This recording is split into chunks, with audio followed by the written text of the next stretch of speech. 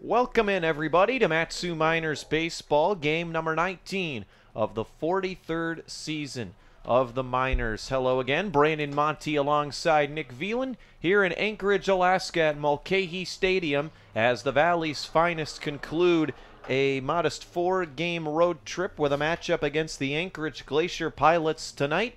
And let's not waste any more time with first pitch coming up in just a few moments. Let's look at our starting lineup for the visiting Miners, head coached by Tyler LeBrun.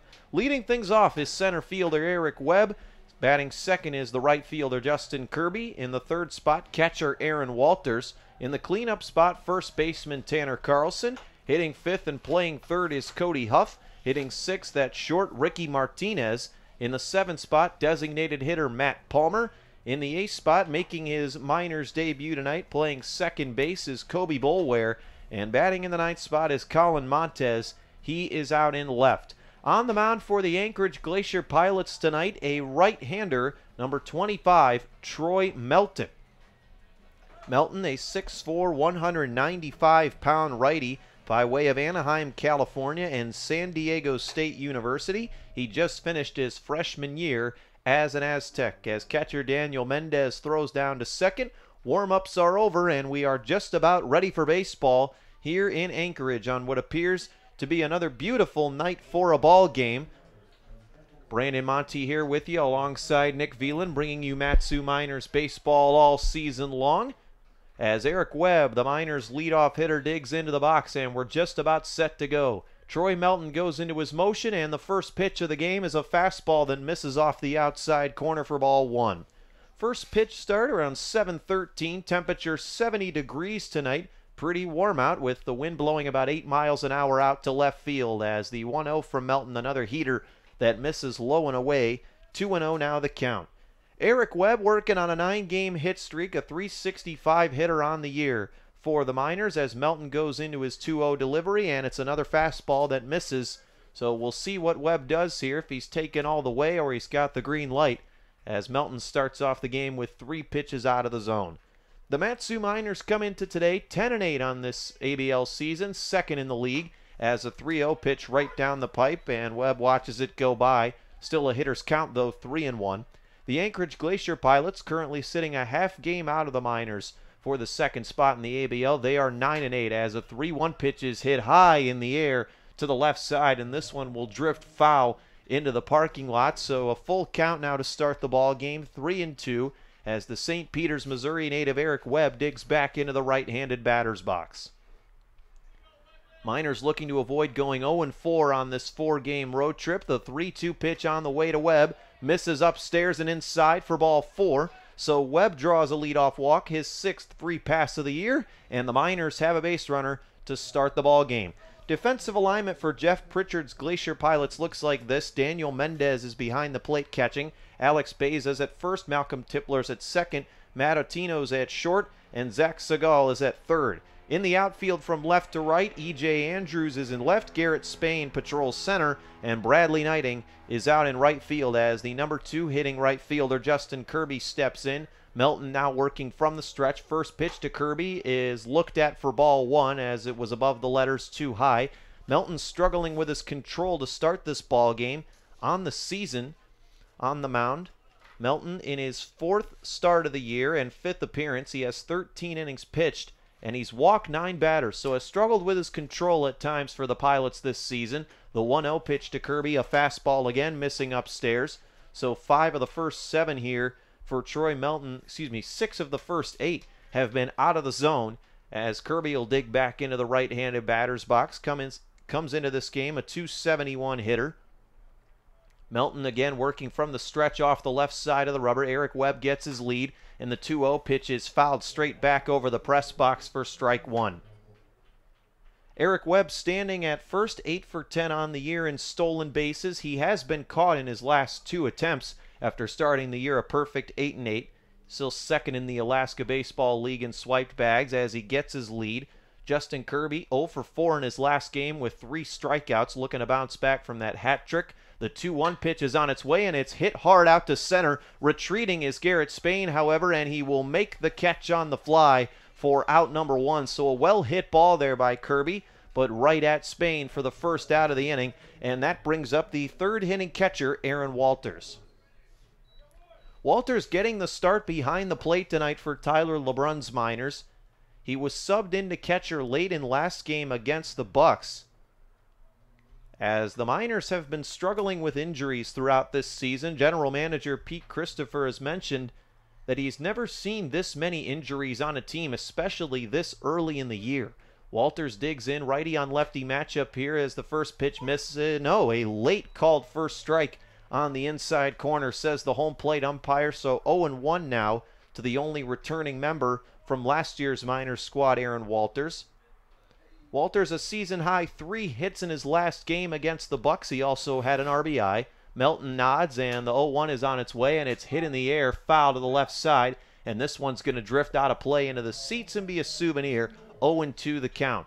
Remember, folks, the foul ball can do some serious damage to your car. You can always visit the fine folks at the Valley's locally owned and operated Napa Auto Parts. They're in Big Lake, Palmer, and Wasilla. Visit www.napaalaska.com for more information. Walters digs back into the left-handed batter's box. Melton checks Webb at first. He's ready at the belt as he comes set. The 0-2 on its way. Misses way upstairs for a ball. 1-2. Matsu Miners 10-8 coming into this one. The Pilots 9-8. Both managed by first-year skippers. Tyler LeBrun for the Miners. David Dennis, the third base coach. Jeff Erlab at first. Eric Webb goes as the 1-2 pitch is chopped foul to the right side over near the Glacier Pilots dugout. So we'll do it again. 1-2 the count. One man on base, one out in a scoreless ball game. The last time these two teams met, back on June 22nd in a doubleheader, the Pilots took game 1 5-2 and then won the second one 3-2. The Miners took the first 3 meetings of the season. Melton back on the rubber, gets his sign. The 1-2 again on its way is a heater that misses away, so 2-2 now the count. Middle infield in double play def here with shortstop Matt Otino and second baseman Malcolm Tipler both playing closer to the bag at second base.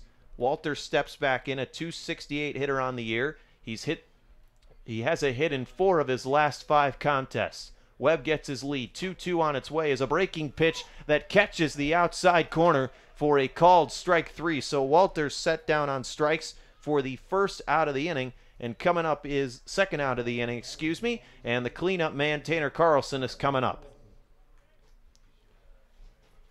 Tanner Carlson, number 8, playing first base today. Again, he was subbed in at first in the last contest.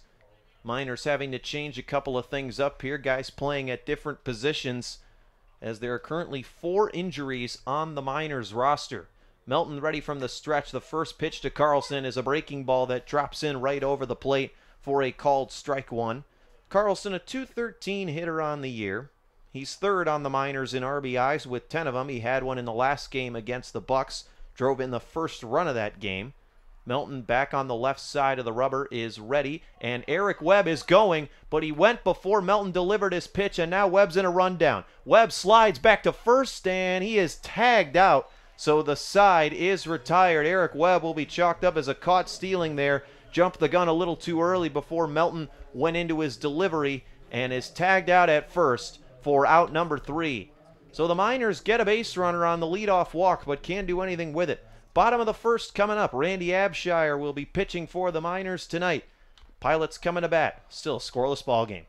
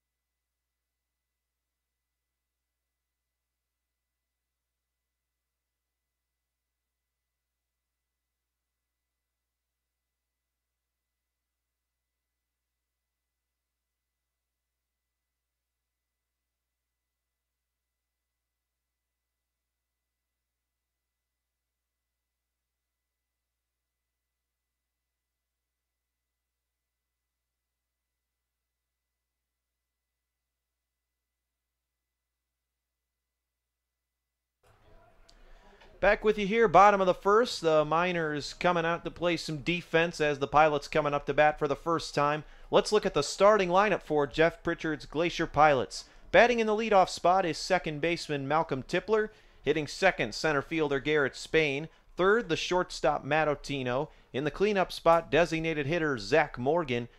Batting fifth, the right fielder Bradley Knighting. Hitting sixth, left fielder E.J. Andrews. Seventh is third baseman Zach Segal. Alex Beza bats eighth. He's at first. And rounding out the order is the catcher Daniel Mendez. On the mound tonight for your Matsu Miners, making his fourth start of the year, it'll be number 13, left-hander Randy Abshire. Abshire 1-0 on the year with a 3.31 earned run average in 16 1/3 innings of work. As Malcolm Tipler steps in, it'll be a lefty-on-lefty matchup to start the bottom half of inning number 1. Abshire working from the stretch. First pitch to Tipler, a fastball that misses just above the letters for ball 1. Abshire has thrown 7 straight scoreless innings against the Pilots back on June 7th. He went 4 innings, giving up 3 earned runs, 4 walks, and 2 strikeouts. The 1-0 pitch to Tipler is waved at and missed as he was tardy to the party on the fastball. 1-1, now the count. Abshire's last appearance was back on June 19th against the Peninsula Oilers, where he went a strong 6 innings, giving up no runs, just 1 hit, allowed 3 walks, and punched out 6. Abshire ready at the belt, comes set. The 1-1 pitch on the way to Malcolm Tipler is a heater that misses below the knees, and Abshire gave a little shake there, wondering where that one missed. But regardless, 2-1 now to the Pilots' leadoff hitter. Tipler comes into today's ball game hitting .240. This is his 17th game played on the year, as the 2-1 pitch is a fastball that misses upstairs. So hitters count now 3-1 to one of 2 returning members of the Glacier Pilots, Malcolm Tipler, the other being pitcher Cody Kerfman. Tipler, by way of Austin P., digs back into the left-handed batter's box. 3-1 on its way, misses ball 4. So just as the Miners did in the top of the first, the leadoff man is walked. Pilots have a base runner here to start their half of the first, and coming up to bat is the second hitting center fielder, Garrett Spain. Defensive alignment for the Miners tonight looks like this. Aaron Walters is behind the plate. Tanner Carlson's at first. Colby Boulware is at second. Ricky Martinez at short, and Cody Huff at third. In the outfield, Colin Montez is in left, Eric Webb's in center, and Justin Kirby rounds things out. He's in right. Another lefty-on-lefty matchup here as Abshire's first pitch to Spain, a fastball that misses inside for ball 1. So Abshire struggling to find the zone here to start off his 4th start of the year. Abshire's got a fastball that tops out in the low 90s and a curveball in the low 80s. Abshire checks the runner at first now, deals 1-0, and it's hit in the air out to left field. Drifting to his right is Colin Montez, and he's in foul ground, and he hits the wall, chasing down the foul ball, and is unable to snag it as it just went out of play. So we hope Montez is okay up there. He hit the fence pretty hard, but looks like he's walking it off and should be fine. So 1-1 now the count after the foul ball to Garrett Spain, who comes in 5th on the Glacier Pilots in batting average this year, hitting .245 with 7 runs scored, 2 doubles, and 5 RBIs. Abshire is ready at the belt, middle infield in double play def. 1 man on, nobody out, as Abshire throws over to first, and it gets away from first baseman Tanner Carlson to the right field fence. Tipler's rounding second and heading for third, and he's going to be in there with no play. So an errant throw on the pickoff attempt by Randy Abshire allows Malcolm Tipler to reach third base.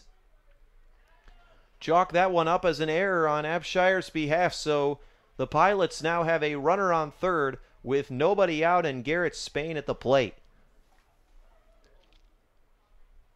So Abshire looking to work his way out of some early trouble here.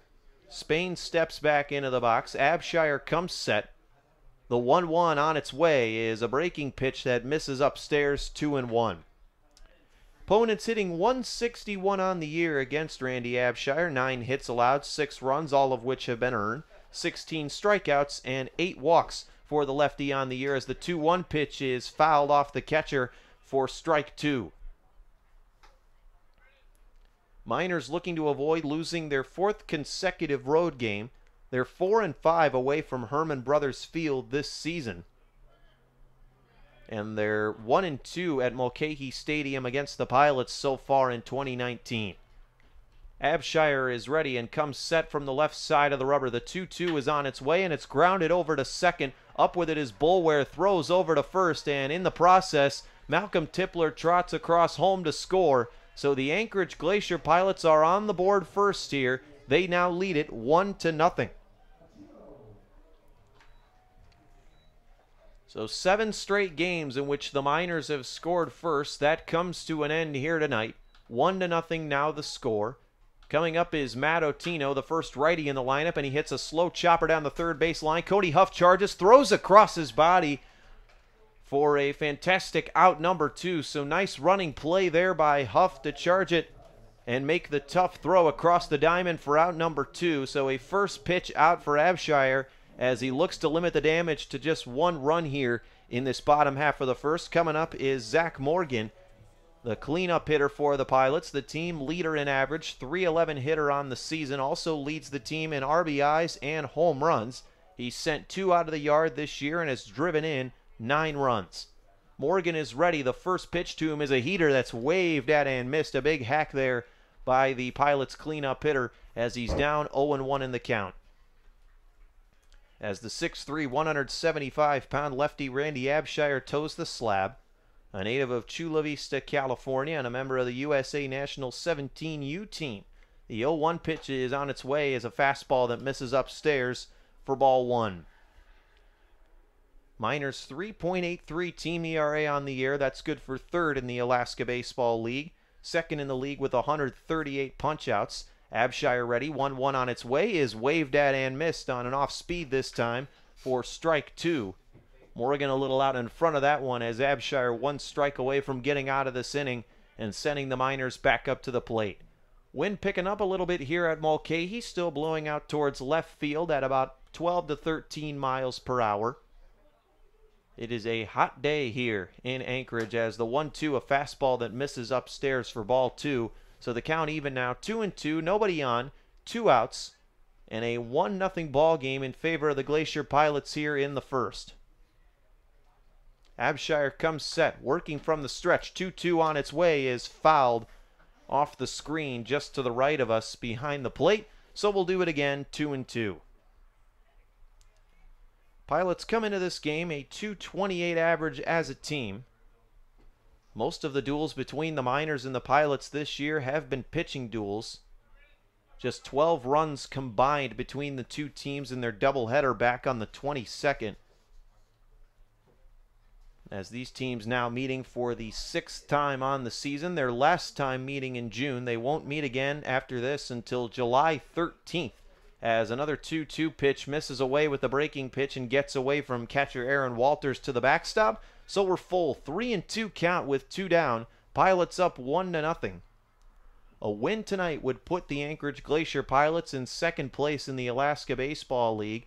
The Miners currently sitting 3 games out of the league leading Anchorage Bucks, who are at 13-5. The 3-2 on its way is waved at and missed for strike number 3. So Randy Abshire punches out the dangerous cleanup man Morgan for the 3rd and final out of the inning.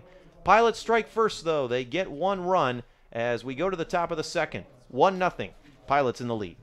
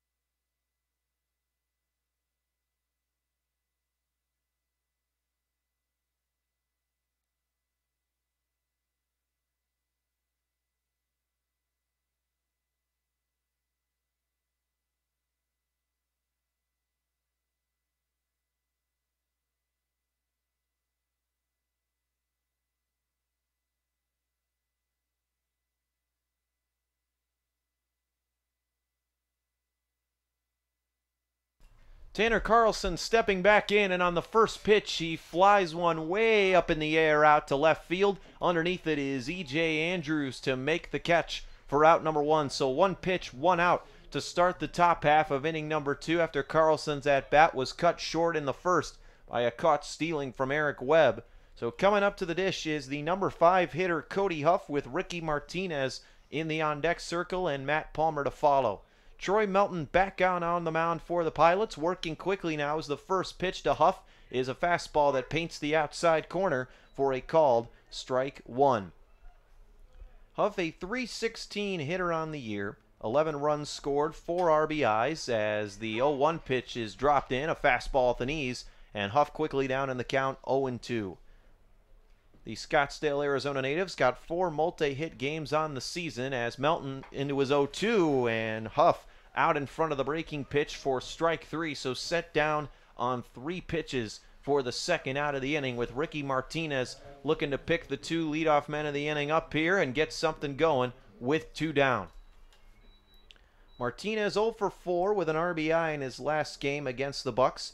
He has not struck out since June 11th as he's been putting the ball in play.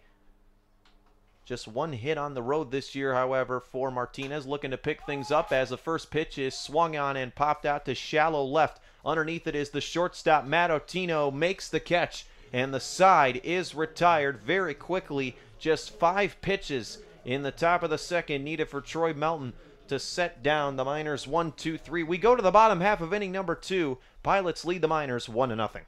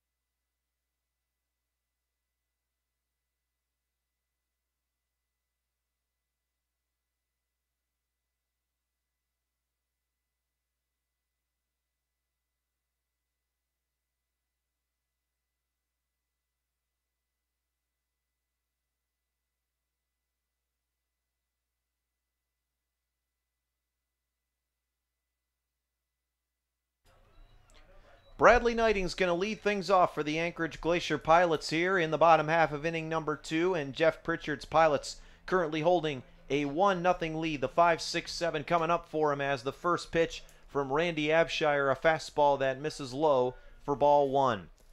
Bradley Knighting, just 7 for 50 on the season thus far, a 140 hitter with 3 RBIs and 14 strikeouts. Lefty on lefty matchup here to start the bottom of the second as Abshire's 1-0 misses upstairs for a ball, 2-0. Still no hits between these two squads entering the bottom of the second.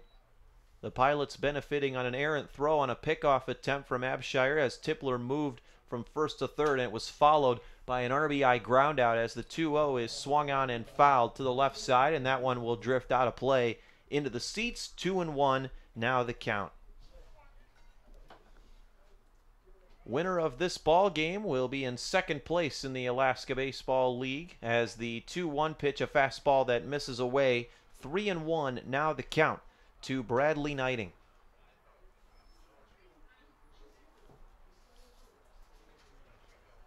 Miners just 4 unearned runs allowed on the season, now 5 after as the 3-1 pitch is lined to left field. Colin Montez is drifting over to his right, and this one's going to get over his head and bounce once off the wall. Extra bases for Knighting as he trots into second with a standing double on a tailing line drive that looked like it got away from Montez a bit out and left as it drifted over his head. A nice hit there by Knighting to start the bottom half of the second, and the Pilots threatening to add to their lead here as for the second straight inning their leadoff man reaches base, the first hit of the ball game, as Bradley Knighting picks up double number 2 on the year, and that brings up E.J. Andrews.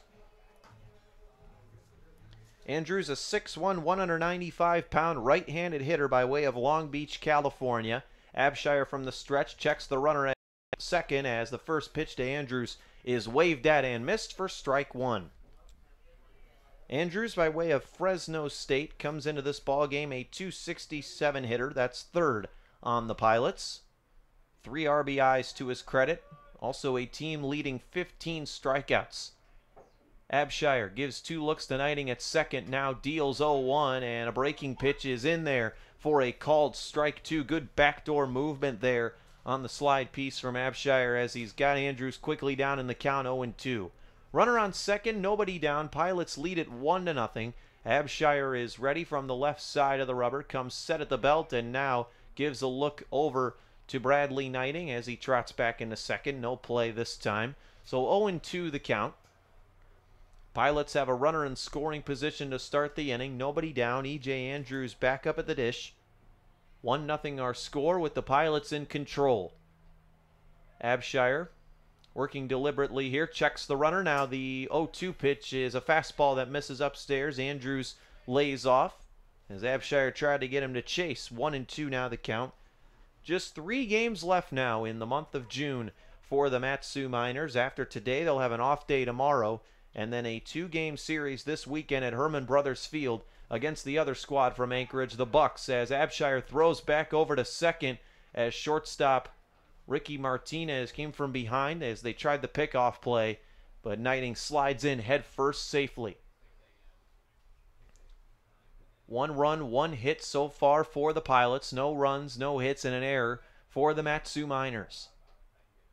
Abshire is ready as he comes set at the belt again and toes the slab. Knighting gets his lead, and another pickoff throw to second here as Martinez comes in, but Knighting once again dives back safely with a head-first slide. So Andrews steps back in, the right-handed hitter, with Zach Segal to follow him, and then Alex Baeza in the hole. Abshire ready. Checks Knighting again at second. Gives him another look. Now the 1-2 pitch misses for ball 2, and it gets away from Aaron Walters to the backstop, and Bradley Knighting gave a big round at third as he was thinking about trying to advance to home on the wild pitch. Walters couldn't track down the ball as it got to the backstop.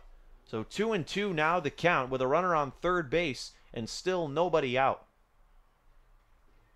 Second straight inning here that the Pilots have put a man on third with nobody down as Abshire will try to work his way out of trouble again here.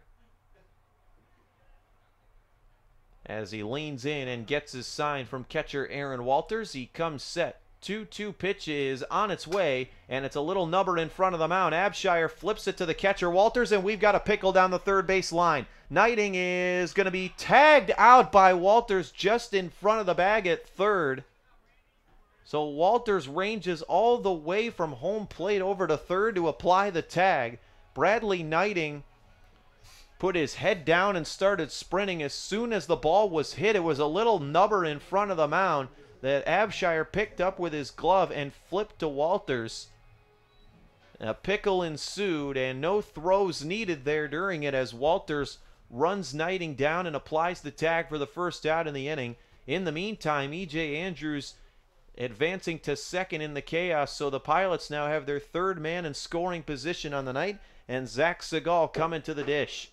Runner on second, 1 out. First pitch to Segal is a breaking ball that drops in at the knees for a called strike 1. Again, good backdoor action there from Abshire on the slow curve, so 0-1 is now the count. Segal 5 for 27 on the year at the plate.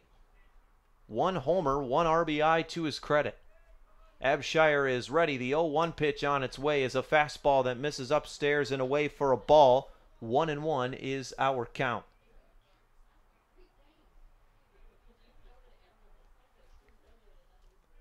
Abshire back on the hill. Segal stepping in. Segal just redshirt freshman from Stanford in La Jolla, California. The 1-1 pitch is on its way. Is a fastball that catches the inside corner. Segal ducked out of the way of it, but it was a called strike 2, and he didn't agree with that one as he goes to get his sign from his third base coach and steps back into the box. 1-2 count, runner at second, 1 down. Pilots leading 1-0. Abshire working deliberately here, comes set at the belt. Gives Andrews a look at second, checks him again, and now steps off the mound and gives him another look here just to keep him honest. Miners going with their camouflage jerseys tonight here on the road with green and yellow lettering and numbering. The Pilots going with their all-white unis and with blue lettering and numbering as the 1-2 pitch waved at a miss for strike 3. Segal couldn't catch up to the fastball there. Second punch out of the evening for Randy Abshire, his 18th on the season, as he looks to work his way out of trouble. Runner on second with 2 down, and Alex Beza coming up. Beza, a 180 hitter, but has picked things up slightly over his last couple of games. Had a multi-hit night his last time out against the Miners. Lefty-on-lefty matchup here as his first pitch is grounded over to second. Up with it is Boulware. He throws over to first for the 4-3 ground out. The side is retired. Pilots leave one stranded. We're through 2 here at Mulcahy Stadium. Anchorage Glacier Pilots leading the Miners 1-0.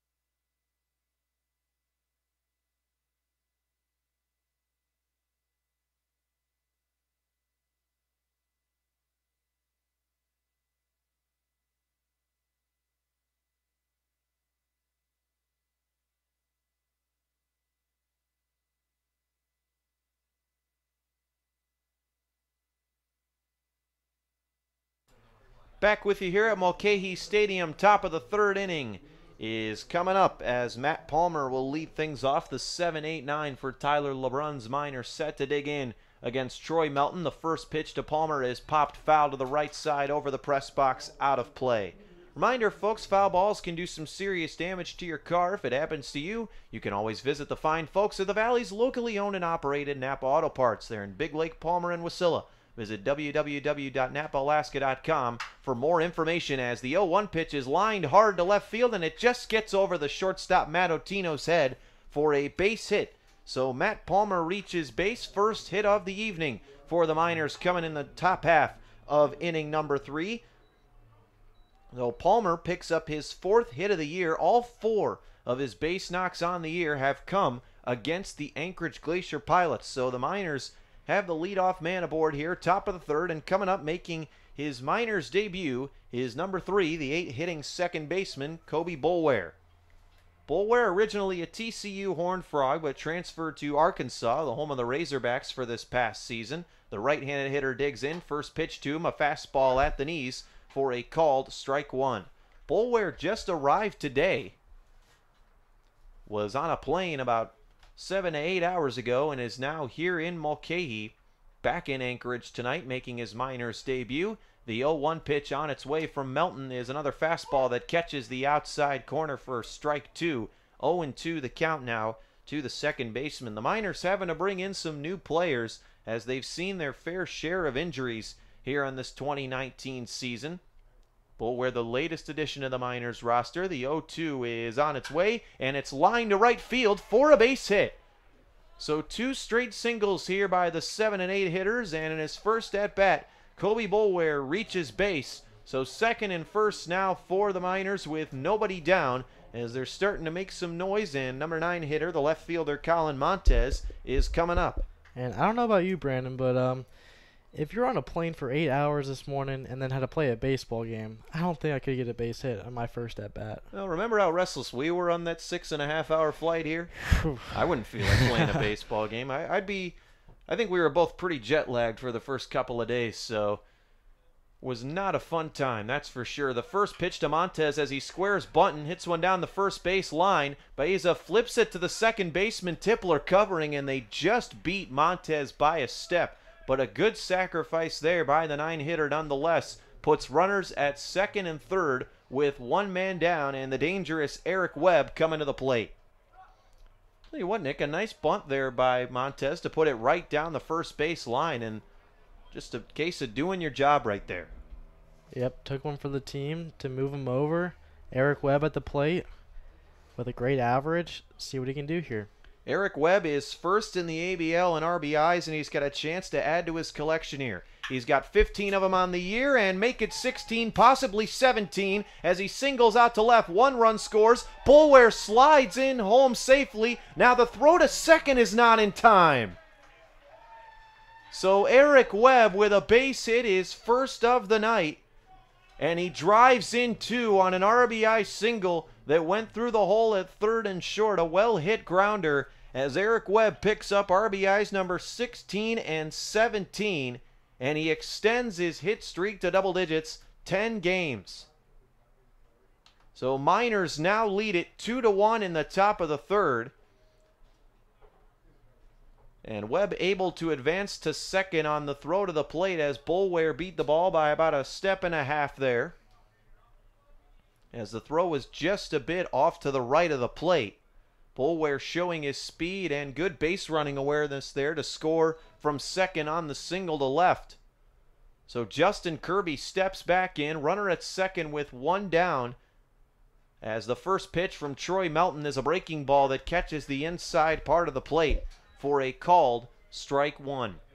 Kirby struggling against the Pilots this year, 3 for 21 against them, including tonight. He's second on the Miners in RBIs with 11 of them, and he's tied for 5th in the Alaska Baseball League in hits. Melton is ready as the 0-1 pitch misses outside with the fastball, and 1-1 now the count. And I tell you, Nick, Eric Webb just keeps hitting the cover off the baseball. This guy has been red hot since the minute he stepped foot in Alaska, as he gets it done again here to give the Miners a 2-1 lead. Melton comes set, 1-1 pitch on its way to Kirby. Good discipline there to watch the breaking ball miss low. Started at about the belt, but dipped out of the zone. 2-1 now the count. Kirby, a .271 hitter on the year. He flew out to center in his last time aboard. Still tied for the Alaska Baseball League lead in home runs with 3 of them. As he digs back into the right-handed batter's box, Melton comes set. 2-1 is on its way, and it misses away, so a hitter's count now for Justin Kirby, 3-1, as he'll be sitting dead red looking for his pitch to hit. As the Alpharetta, Georgia native gets his sign from third base coach David Dennis and steps back into the box.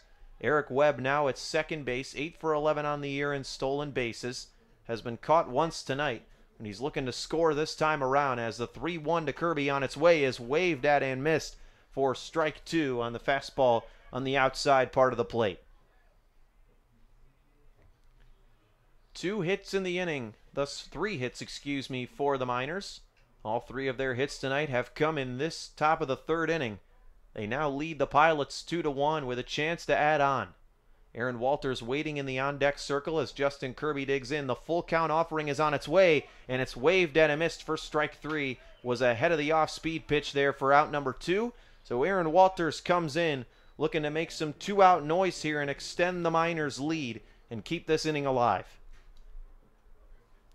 Walters was struck out looking in his first time aboard on a pitch that painted the outside part of the plate. As he steps back into the box for his second meeting of the year with Troy Melton, the 6'4" right-hander leans in and gets his sign from Daniel Mendez and comes set at the belt, working from the right side of the rubber as the first pitch, a breaking ball that misses on the outer half for ball number 1. Walters 3 for 11 this year against the Pilots. 7 runs scored, 6 RBIs, and a double. Walters steps in. 1-0 pitch on its way is popped high in the air, and it will drift to the left side, foul, and out of play. So 1-1 now the count. Runner at second with 2 down. Miners leading the Pilots 2-1 on the strength of a 2-run single to left by Eric Webb.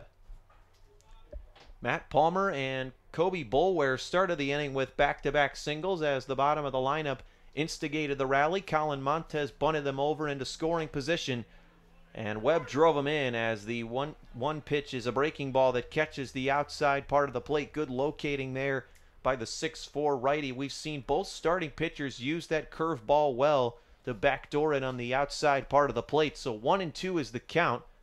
2 down. Walters coming in, a .268 hitter. The Kerrville, Texas native steps in. The 1-2 on its way is a fastball that just misses out in the outer part of the plate. And Melton looked like he had some words there. He didn't think that one missed. But home plate umpire not giving him the benefit of the doubt this time. 2-2 the count. 2s across the board. Walters digs back in. Melton leans in and gets his sign from catcher Daniel Mendez. He's got what he likes. 2-2 on its way is fouled off the catcher's mitt. Mendez wasn't able to squeeze it, so Walters gets new life here. 2-2 once again the count. As we see some planes taking off from the Anchorage airport in the distance on what is a beautiful night for baseball, with the temperature still sitting in the low 70s. Feels much hotter though, as you know, there's more humidity here in the state of Alaska. As Melton gives the nod to his catcher Mendez, checks Webb at second. 2-2 on its way, misses in the dirt for ball 3, and it gets away from Mendez a bit as Webb is able to trot 90 more feet up to third base. So runner at third now with 2 outs. Miners looking for their 3rd run of the inning here. They've already put up 2 thanks to Eric Webb's 2-run RBI single. Walters looking for RBI number 7 here. Steps in. Melton comes set. 3-2 offering on its way is swung on and missed for strike 3, and the side is retired. But the Miners take the lead. 2-run single from Eric Webb makes it a 2-1 ball game. Bottom of the 3rd is coming up.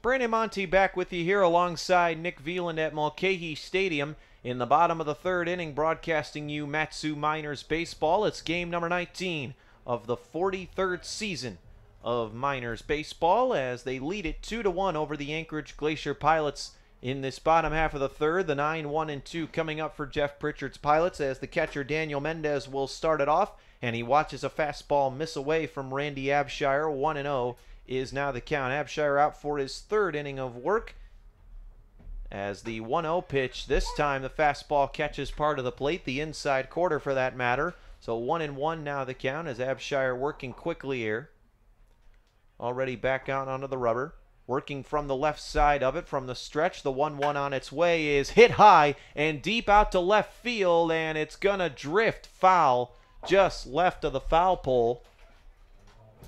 So a well-hit ball there by Daniel Mendez, as he was not fooled on that off-speed pitch, but thankfully for the Miners was just a little bit out in front of it.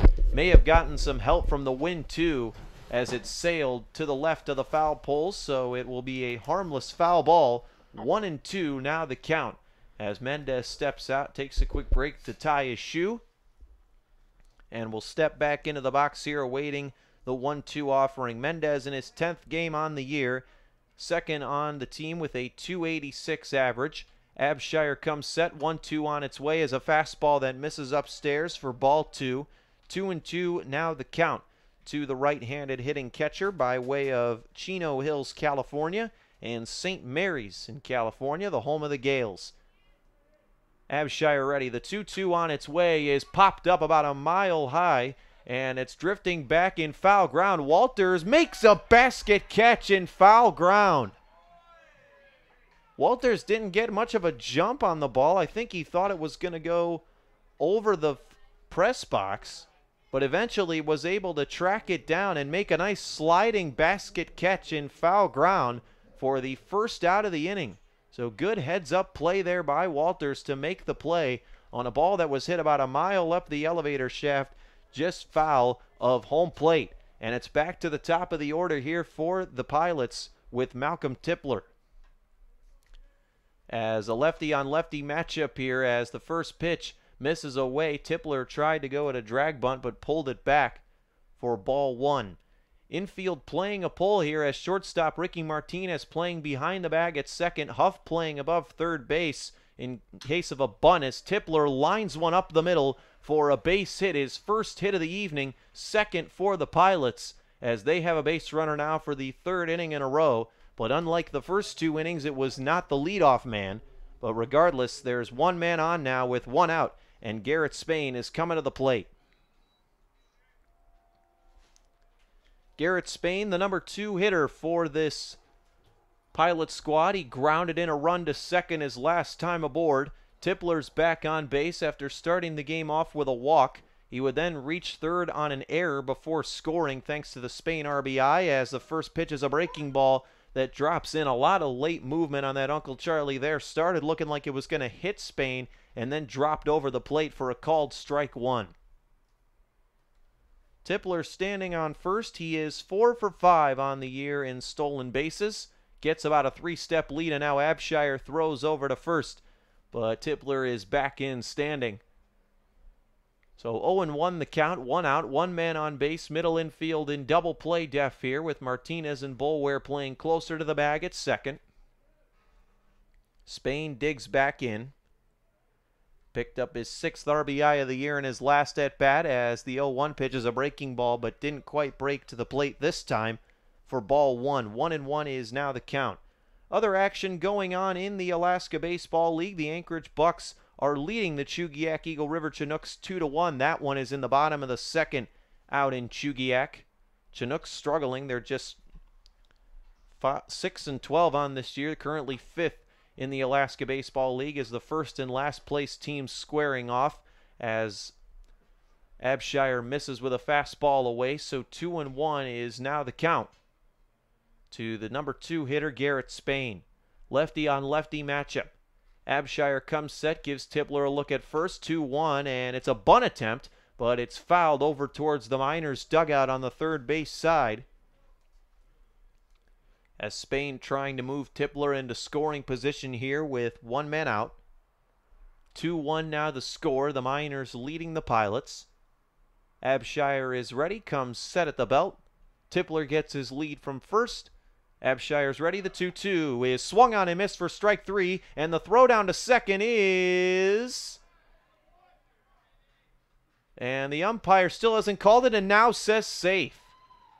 So a late call there by the umpire out at second, as it was almost a strike him out, throw him out there. A good throw by Walters. A nice one-hop right into the pocket of the shortstop Ricky Martinez. He applied the tag. It was a bang-bang play at second, but regardless, Malcolm Tipler picks up his 5th stolen base of the year in 6 tries, and now Matt Otino digs in. The third hitting shortstop steps into the right-handed batter's box. Tipler is on second, looking to score his 2nd run of the game. Abshire checks him. Now the first pitch is a fastball that misses away for a ball. 1-0 the count. I'm not sure why the call was so delayed at second. Martinez held onto the ball. I think he was trying to see if Tipler was still on the bag or if he lost his handle on it. As Abshire comes set, the 1-0 pitch misses upstairs to Otino. 2-0 now the count. In his first at-bat, Otino grounded out to third on a little number down the third baseline that Huff was able to charge and make a nice play on. We'll see if Abshire can retire Otino for the 2nd time. 2-0 count, runner on second, 2 out. The pitch is a fastball that paints the outside corner at about knee level. Good locating there by the southpaw from Chula Vista, California, as he's trying to work his way back in the count here. 2-1. Otino comes into this game hitting .212, digs back in. Abshire is ready. The 2-1 is fouled straight back off the screen. So an even count now. 2s across the board. 2 balls, 2 strikes, 2 outs, and a runner on second. As the Miners lead this one 2-1.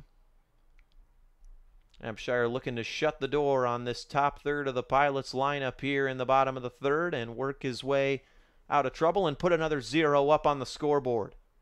He comes set and toes the slab from the middle of the rubber. The 2-2 is on its way, and it's fouled straight back again as Otino barely able to get a piece of it. Again, we'll have a 2-2 count. Just 4 games away now from being halfway through this Alaska baseball season already, as it seems the games have really been flying by. Already game number 19 for the Miners here tonight, as Abshire checks Tipler, who's dancing out at second. The 2-2 on its way is again fouled straight back on another fastball. So Otino fighting off some tough pitches here, has stayed alive. The 7th pitch of the at-bat coming up here between the left-handed hurler Abshire and Otino. But we'll do it again now. 2-2. Tipler getting some good leads off a second, but Abshire not worried about him, just trying to get the batter here and set down the side. 2-2 again on its way, misses low for ball 3. So a good at-bat brewing here, a nice battle between the two, as we'll have a full count with 2 down.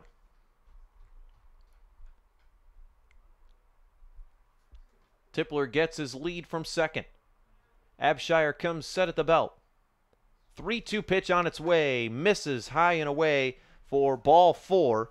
So Randy Abshire allows his 2nd walk of the game.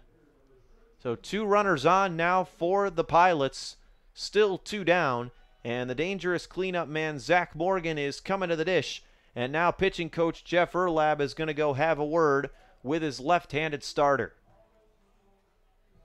So Morgan at the plate. He struck out his first time around. Abshire looking for a repeat of that first at-bat here to work himself out of trouble in the third.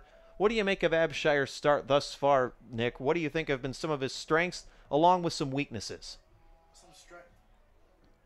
Some strengths so far, I would say, is definitely he's been, when the case of whenever he gets ahead in the batter, he's been very effective in really working him hard. It's just whenever he, slips up and has a long at-bat, he sometimes, causes some things to miss high.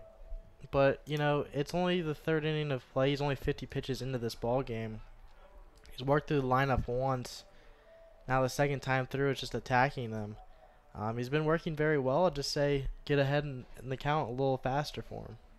We'll see if he can get ahead in the count of cleanup man Zach Morgan, who he set down on strikes the first time around. Update, bottom of the 3rd, the Bucks breaking things open against the Chinooks. It's now a 4-1 ball game, as the first pitch to Morgan is a heater that misses upstairs for a ball. 1-0.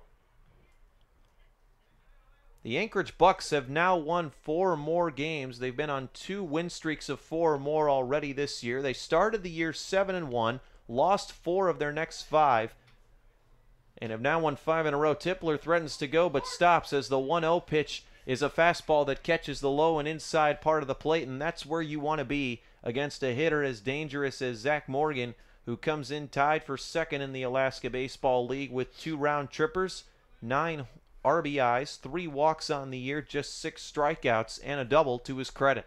The 1-1 pitch on the way to him is a two-seam fastball look like that misses upstairs for a ball. So 2-1 now the count. 2 runners on base with 2 down.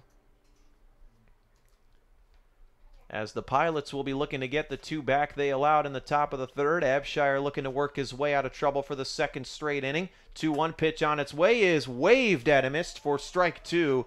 And Zach Morgan looked pretty exasperated there, a little frustrated that he couldn't catch up to that one as he took a couple steps out of the box here. After that last one, 2-2 now the count. As Morgan steps back into the box, he has yet to touch any of Abshire's pitches that have come over the zone. The 2-2 is on its way. Tipler goes as the pitch is low. The throw down to third is in time. And Cody Huff trips a little bit at third base after applying the tag, and his teammates let him hear all about it there, and the side is retired. So Tipler's caught stealing for the second time. Abshire works his way out of trouble, and we're through 3 here at Mulcahy Stadium. It's a 2-1 Miners ball game. Nick Veland will be with you on the air for the 4th, 5th, and 6th innings when we come back.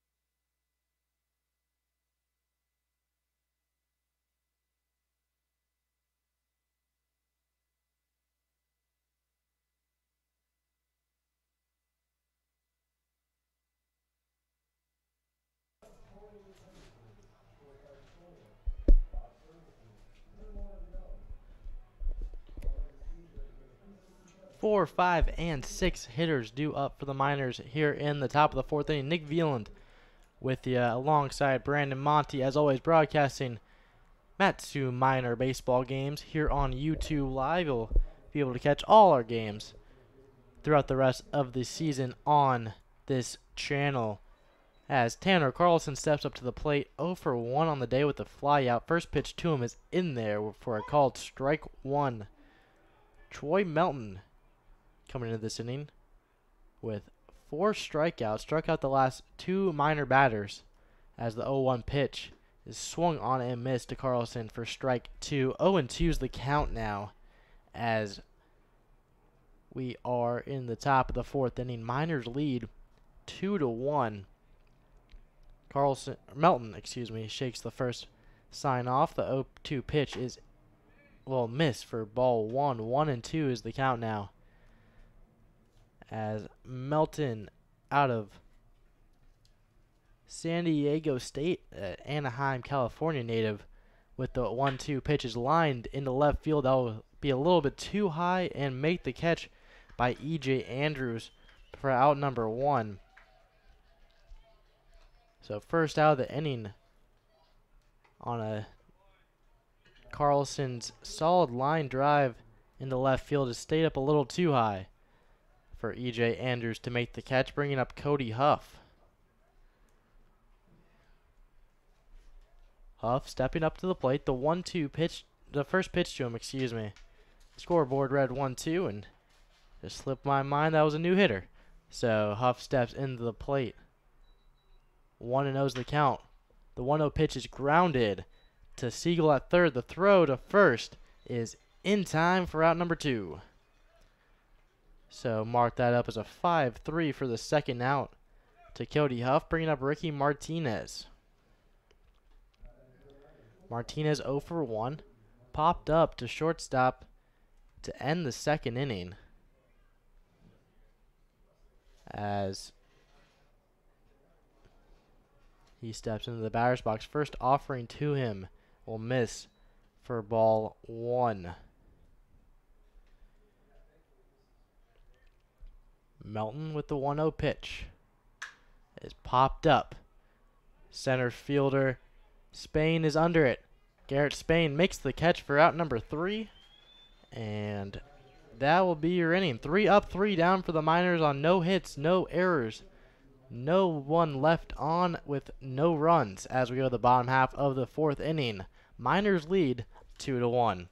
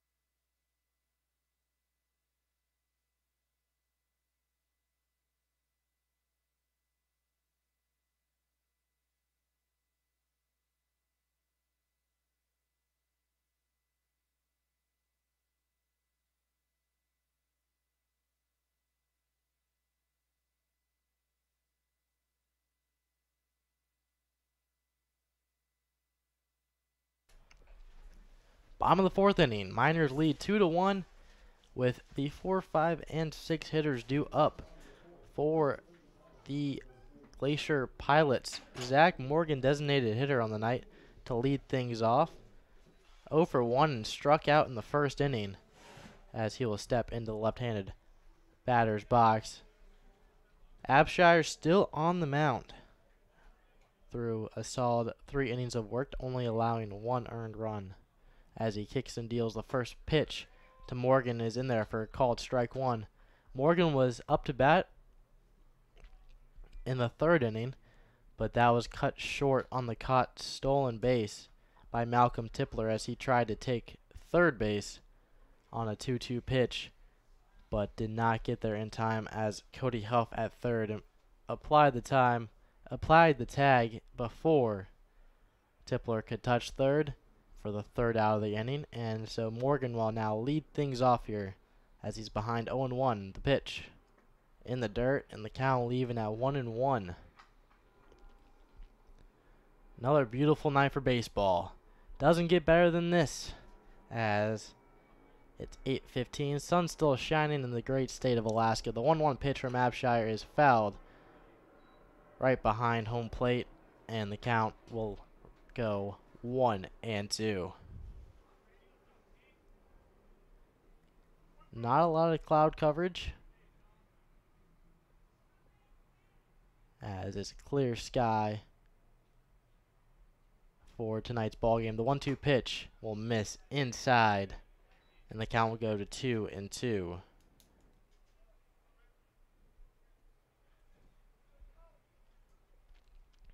Abshire shakes the first sign off, agrees with the second. Toes the mound, ready at the belt. The 2-2 pitch will miss inside for ball 3, and the count will go full to Zach Morgan. Morgan out of Fresno State in Stockton, California. A freshman there. As the payoff pitch to him is popped up, and Eric Webb appears to be under it and makes the catch for out number 1. So Abshire will win that battle there, and the first out of the inning will go to Zach Morgan on a fly ball to straightaway center. Bradley Knitting up at the plate to lead off the 2nd inning. He doubled, but was caught trying to take home on a grounder right back to Abshire as the first pitch to him misses outside for ball 1. 1-0's the count. 1 out here in the bottom half of the 4th inning. Miners lead 2-1, and the Miners have 2 runs on 3 hits and 1 error. To the Pilots, 1 run on 2 hits and 0 errors as the 1-0 pitch is in there for a called strike 1. The count leaving up.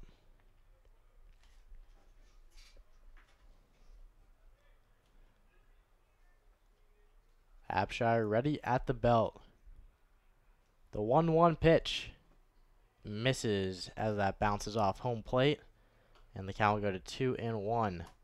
After this ball game, the Miners will have a day off tomorrow, and then after that they'll have Friday, Saturday at home against the Bucks. The 2-1 pitch will be in there for a called strike two. 2-2 is the count, 1 out here in the bottom half of the 4th inning. Bradley Knitting at the plate.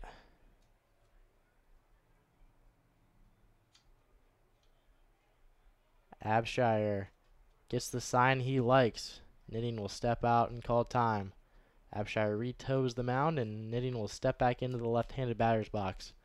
Lefty on lefty matchup. Abshire ready. Knitting ready. The 2-2 pitch. Knitting thought about it, pulled it back, and the count will go full at 3-2.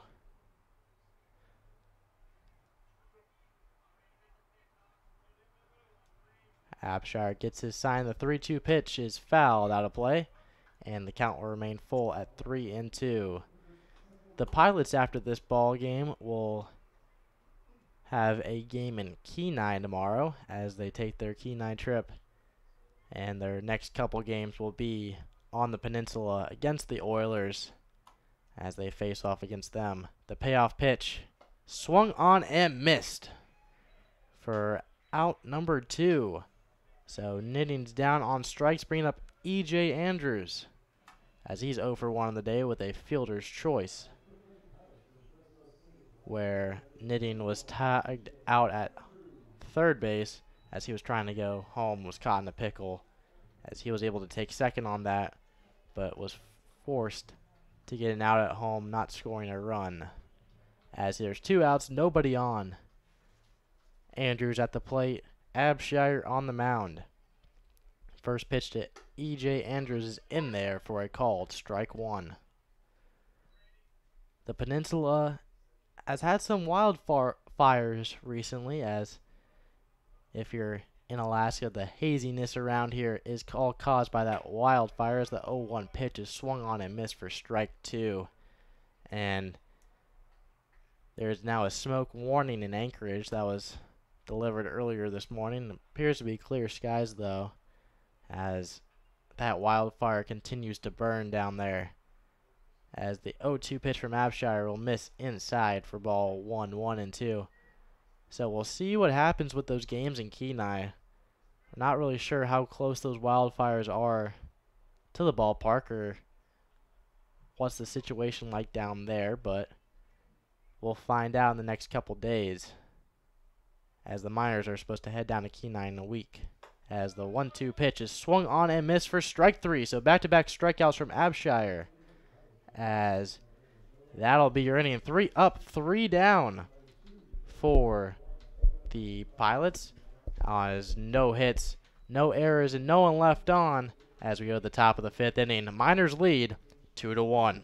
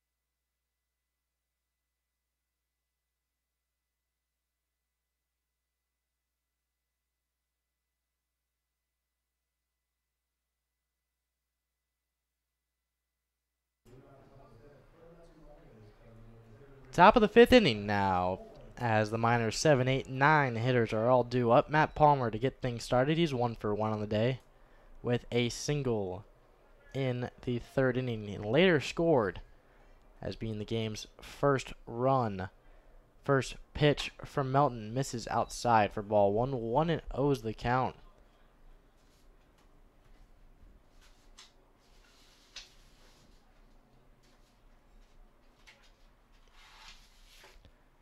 One 0 pitch is swung on and missed for strike 1. The count leaving at 1-1.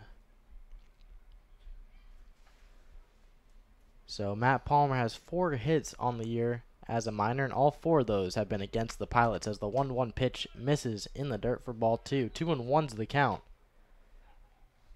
as the 158 Palmer, Alaska native, steps in the batter's box with a 2-1 count to him. The 2-1 pitch for Melton will miss inside, and so Palmer now has a hitter's count now at 3-1.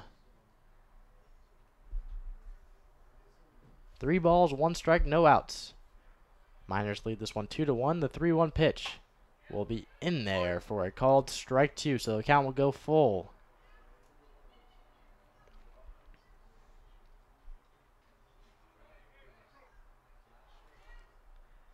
As the payoff pitch from Melton will be grounded to the diving first baseman. Baeza unable to make the play. The throw to first will go over the head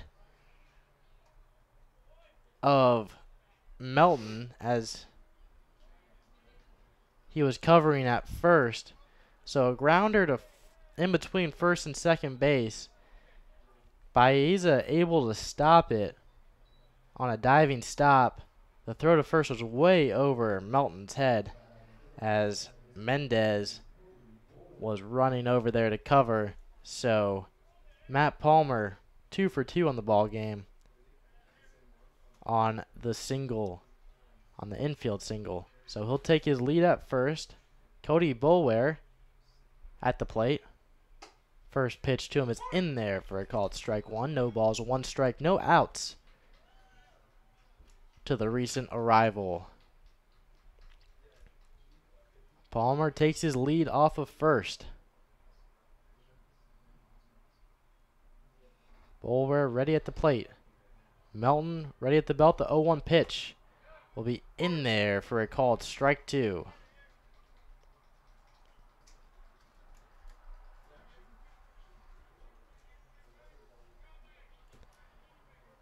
Boulware, as we mentioned before, got into Anchorage this morning, well today around 1 o'clock, went back to Palmer, and then left for Anchorage again with the team as the 0-2 pitch is swung on and missed for strike 3 and out number 1. As the Miners' trip to the ballpark today was pretty eventful as we were 5 minutes in to Mulcahy Stadium. One of the 3 buses battery broke down and was off on the side of the highway. Unable to jump start it, we had to make some arrangements as the first pitch to Colin Montez is lined out of play and the count will go to 0-1. Had to make some arrangements, and all the position players got to the ballpark a little later than normal, and then all the pitchers arrived probably 20 to 30 minutes after them as Melton is ready at the belt. Montez with the pitch, lined into left field. That will drop fair as Montez is in there with a single and will move Palmer to second, bringing up Eric Webb, and Webb is 1 for 1 on the day with a single and a walk. As that RBI single scored 2 for him, so Webb will add 2 RBIs on the day already, and we'll have an opportunity here for another. Palmer gets his lead at second. Montez at first. The first pitch to Webb is outside for ball 1. 1-0's the count.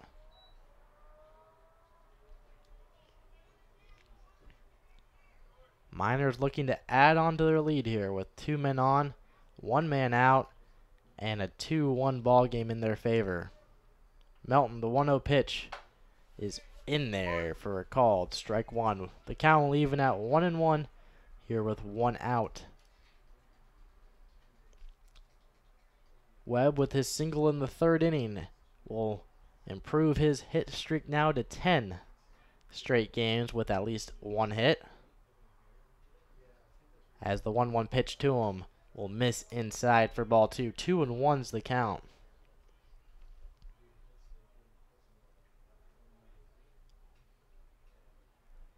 Webb coming in this ballgame batting .365 as he steps into the right-handed batter's box. Righty on righty matchup. The 2-1 pitch is lined straight back, and the count will even at 2-2.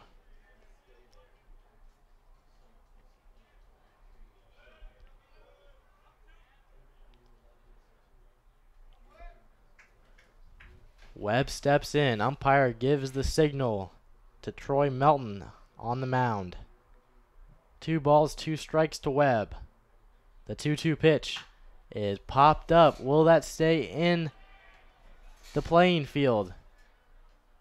We lost the view, but the crowd cheers as it appears that he made that catch.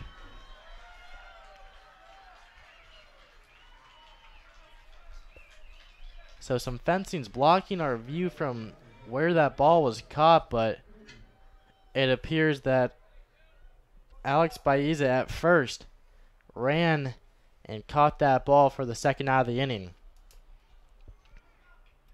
So now there's 2 outs. Runners on 1st and 2nd here in the top of the 5th inning.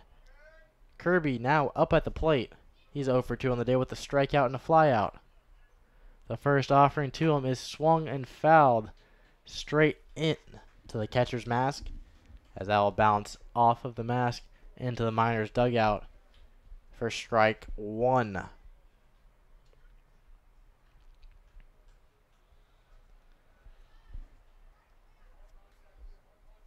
Kirby in his last ball game went 0 for 4 with 3 strikeouts, as he's currently trying to work out an 0 for 6 streak.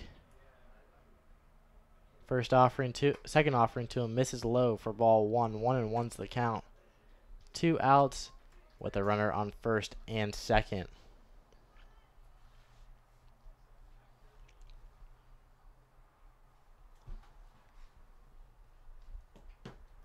Kirby already has 3 home runs on the year. The 1-1 pitch and misses inside for ball 2. 2-1's the count, as he's currently tied with the ABL record with home runs.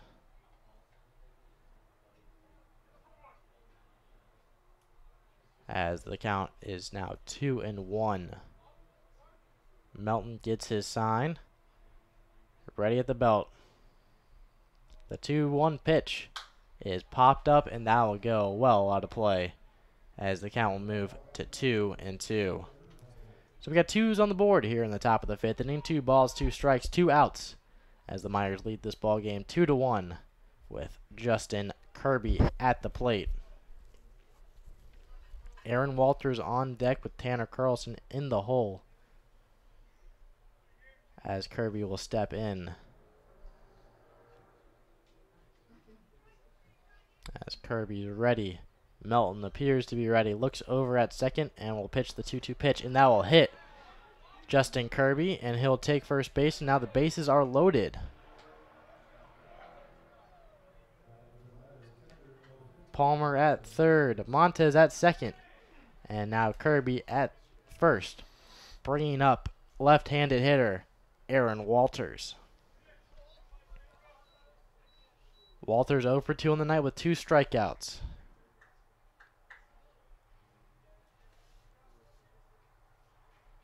Batting .268 on the year. First pitch to him will miss inside for ball 1. 1-0's the count.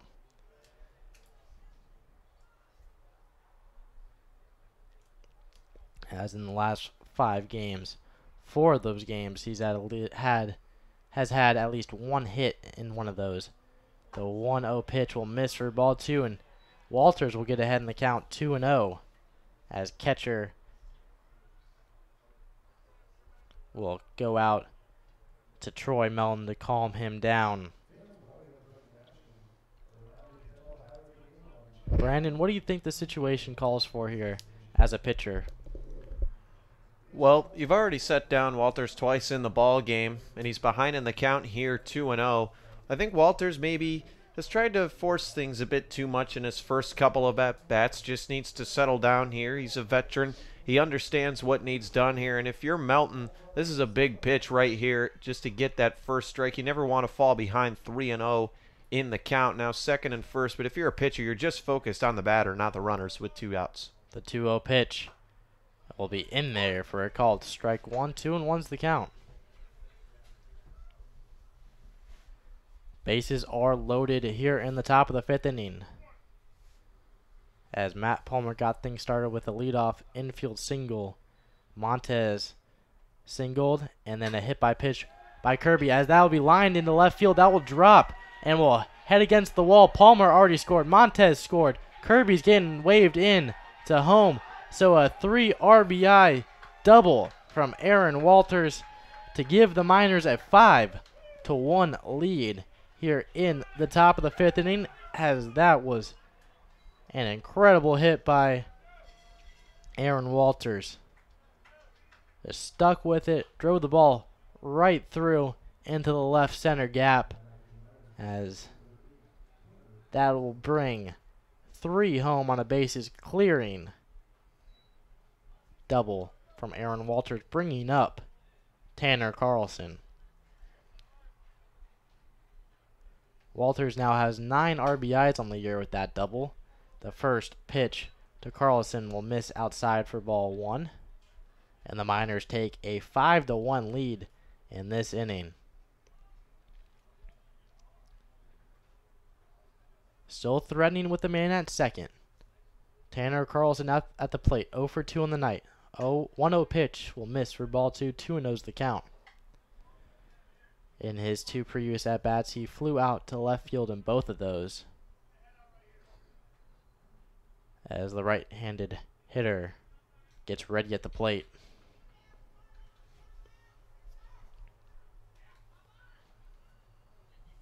Melton ready at the belt. The 2-0 pitch will miss inside for ball 3. 3-0 now to Carlson.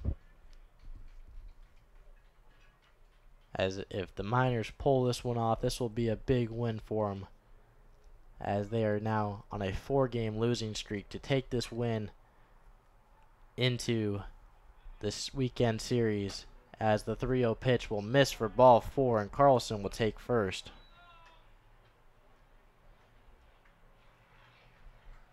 So now Carlson at first, Walters at second, and it appears that the pitching coach for the Pilots will come out here and have a talk with right-handed pitcher Troy Melton.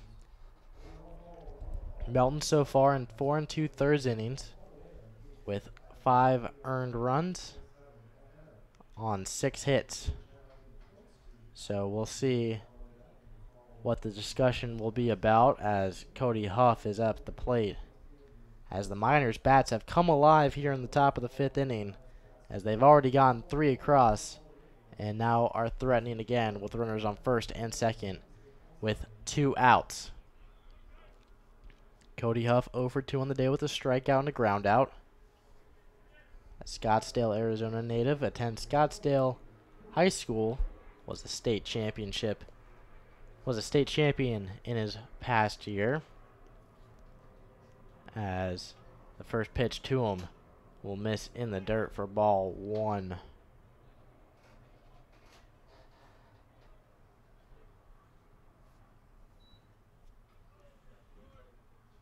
Huff batting .316 on the year, is second in the team with average, as the 1-0 pitch will miss low, and the count will move to 2-0. 2 balls, no strikes, and 2 outs on 6 straight balls from Troy Melton on the mound,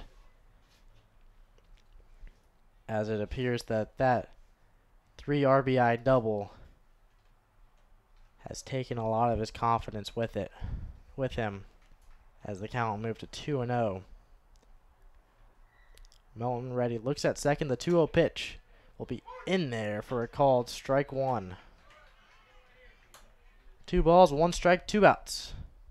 Walters at second, Carlson at first.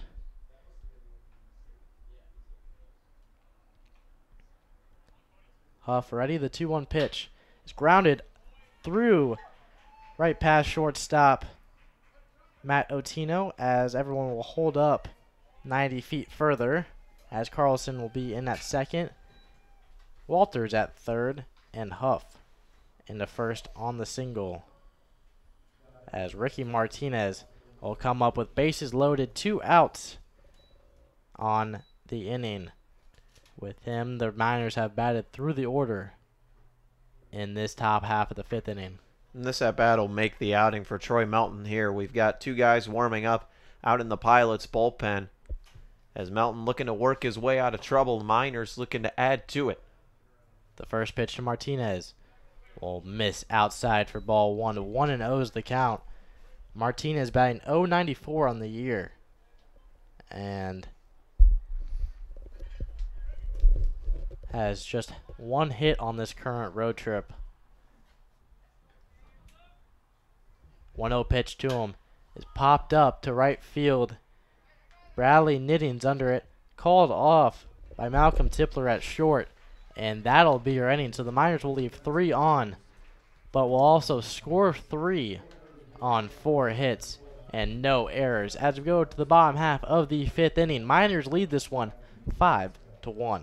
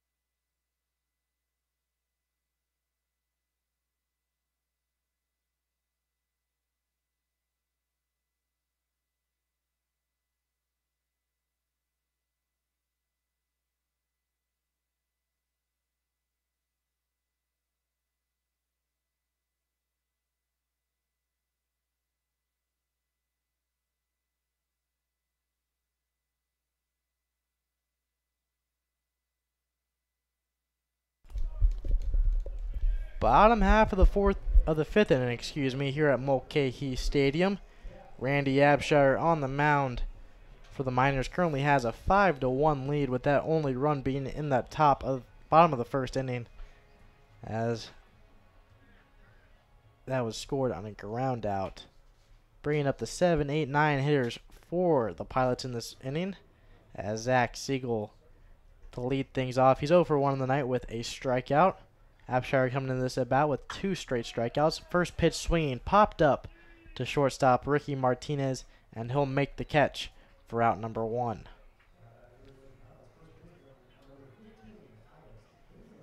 Bringing up number 15, Alex Beza. Beza 0 for 1 on the night with a ground out in the 2nd inning, as he looks to get things going, as their team is now down by 4 runs, as the first pitch to him will be in there for a called strike 1. And Brandon, it appeared that, the first couple innings for Abshire were a little shaky, some control issues, but appears to have worked them out here in the 5th and 4th inning, as the 0-1 pitch is lined high enough for Kobe Boulware to make the catch there at second for the 2nd out of the inning. And Abshire's got more wiggle room too now in the 5th after that 3-run half inning by the Miners in the top half. But as a pitcher, you never want to fall into that mindset of getting too comfortable either. Obviously, you have the lead now, but you can't sit on it either. You have to have the mindset that either you're tied or losing the game and you have to fight back. That way you don't get lackadaisical on the mound and you're still effective. And so far so good here in the 5th for Abshire. 2 up, 2 down. First pitch to Mendez is in there, called strike one. I was just about to mention that so far in this inning he's worked hard and has not appeared to have settled down at all as he gets ahead to Mendez 0-1. The pitch to him is check swing. Umpire says he went around, and the count will now go to 0-2.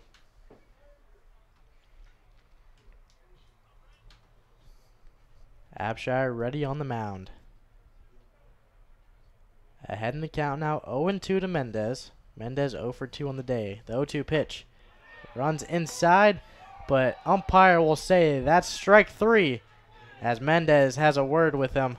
Not happy with that call, but got him looking on the strikeout for out number 3. So 3 up, 3 down as Abshire worked through that inning perfectly as we go to the top half of the 6th inning.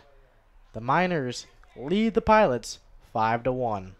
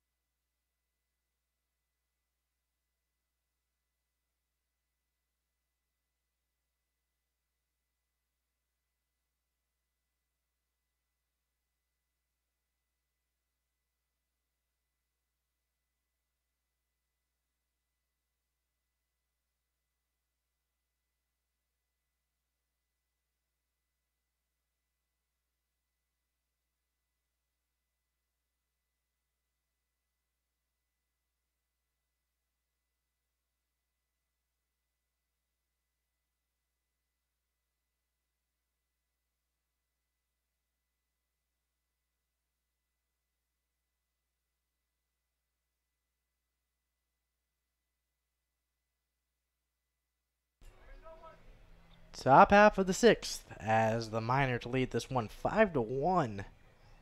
As the Miners batted through that 5th inning. Everyone got a shot to bat there as Matt Palmer will lead it off back-to-back innings. And Palmer has been seeing the ball well so far today. 2 at-bats, 2 singles. And both of those he later scored a Miner run. New pitcher for the Pilots. Number 11, Logan Thomason out of Missouri State is in the pitch. And the first pitch swinging way back to left field. And that is gone by Matt Palmer. As he will have 3 of the 6 runs for the Miners so far today. As he got all of that one. And not the start Logan Thomason had hoped for. As he'll touch home plate on a ball that was crushed to left field. As the Miners take the 6-1 lead now. As he is now 3 for 3 on the day with 2 singles and a home run. Doesn't get better than that as the first pitch to Kobe Bolware is in there for a called strike 1. Bolware's 1 for 2 on the day. A single and a strikeout. The 0-1 pitch runs inside, having to have him duck out of the way there as the count will go to 1-0. 1 ball, no strikes. 1 ball, 1 strike, excuse me. No outs as Matt Palmer's leadoff home run puts the Miners up 6-1. The 1-1 pitch checked his swing, went around, and that would be that would be a strike, number 2. 1 ball, 2 strikes to Boulware. 1-2 pitch to him. Checked his swing. First base umpire says he didn't go around, and the count will leave it up at 2-2. So we have 2 balls, 2 strikes to Boulware. He singled and went around and later scored in that 3rd inning as he'll swing and miss for out number 1 here in the top of the 6th, excuse me. Calamontes up at the plate as he's 1 for 1 on the night. He sacrificed in the 3rd inning on a beautiful bunt down the first base line to move the runners up to 2nd and 3rd, and single and later scored in the inning before this one as he's up at the plate. First pitch to him. Checked his swing, was able to make contact with it as it appears to have third base coach David Dennis be called on the interference as he checked his swing, made contact, went down the third base line. Third baseman Zach Siegel went running for it, and David Dennis appeared to get in his way, and so the umpire will call him out on obstruction as the ball dropped and hit the ground. So that would be out number 2. Bringing up Eric Webb. Webb so far with 2 RBIs on the night, a single in the 3rd and a pop out in the 5th, and walked in that 1st inning as he falls behind the count now 0-2.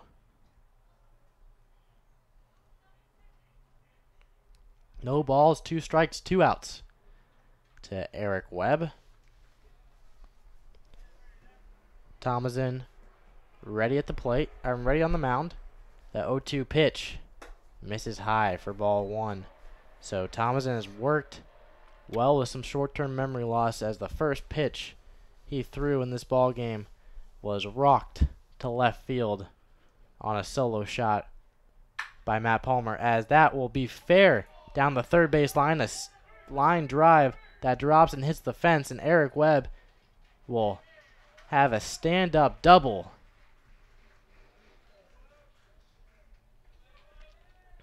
As he'll take second, bringing up Justin Kirby. Kirby 0 for 2 on the night with a hit by pitch and later scored in the 5th inning as he comes up to the plate to face off against Thomason with Webb in scoring position.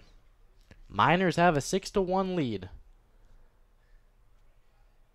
as they're looking to add some more runs here in the 6th inning. Already 1 across as the pitch to Kirby is grounded right back up the middle, but second baseman Malcolm Tipler will throw to first, not in time as Kirby's in there safely.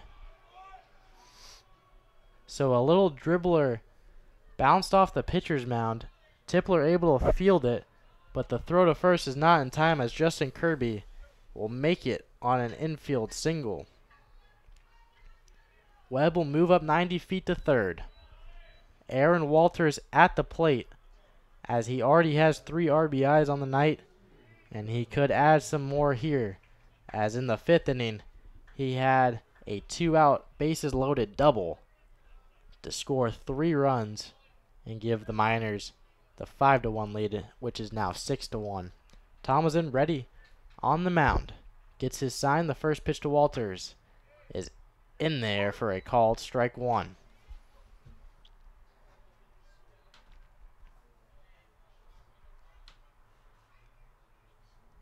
No balls, 1 strike, 2 outs. As Webb's at third, Kirby's at first, and Logan Thomason on the mound First will throw over to first, and Kirby gets back in time on the pickoff attempt. Walters 1 for 3 on the day with 2 strikeouts and a double. As Walters has 9 RBIs as of now, and with a shot for some more here in the top half of the 6th inning. Another pickoff attempt at first, which is not in time as Kirby gets back again. Keeping an eye over at first as Kirby can steal. As the 0-1 pitch to Walters is grounded right back to the pitcher, as Thomason will make the play and throw over to first in time for out number 3. So Miners get 1 run here in the top half of the 6th inning on a home run by Matt Palmer. They do get 3 hits, and will leave 2 on as we go to the bottom half of the 6th inning. Miners lead 6-1.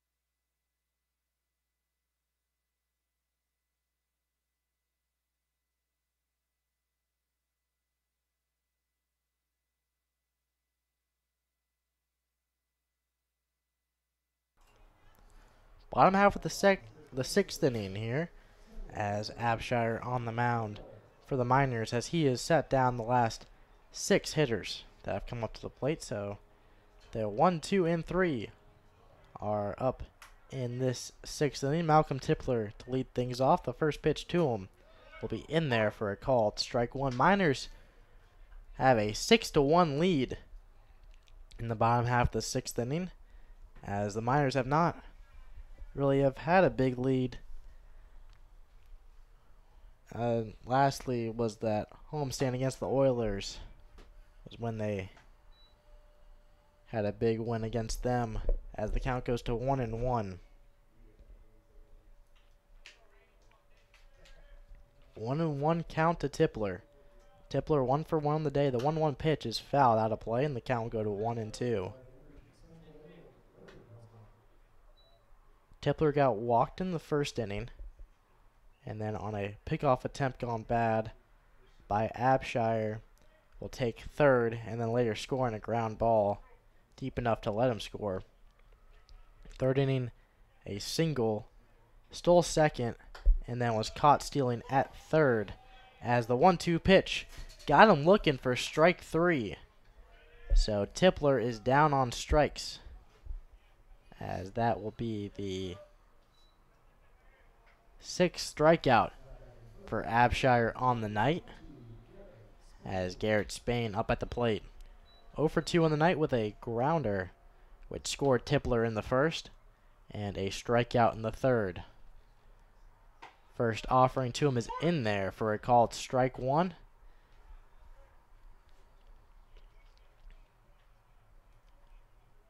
As Spain steps into the left-handed batter's box. Lefty on lefty matchup. The 1-0-1 pitch is in there for a called strike 2. And so Abshire is ahead in the count now, 0-2.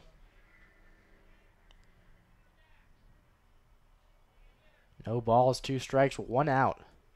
To Garrett Spain at the plate. Abshire ready on the belt. 0-2 pitch in the dirt. Try to get him to swing there, but Spain wasn't going as the count moves to 1-2.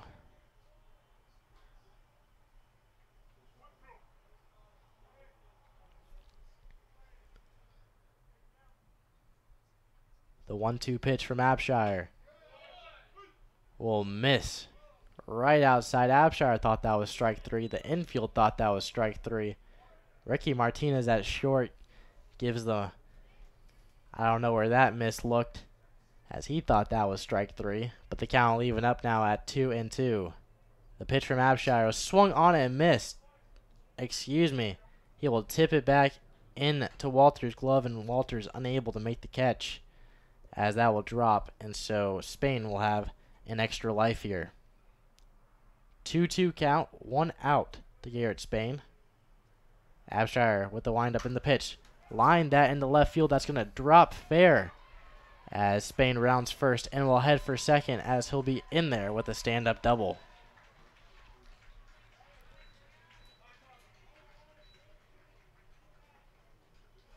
So Spain puts himself in scoring position with 1 out here in the 6th with Matt Otino at the plate. Otino's 0 for 1 with a ground out in the 1st and a walk in the 3rd. As we'll see if the Pilots can cut back on this lead here in the bottom of the 6th inning. Down by 5 with a man on second. Otino at the plate. Righty on lefty matchup. First pitch to Otino is fouled straight back, and the count will go to 0-2. Otino batting .212 on the year in 14 games played.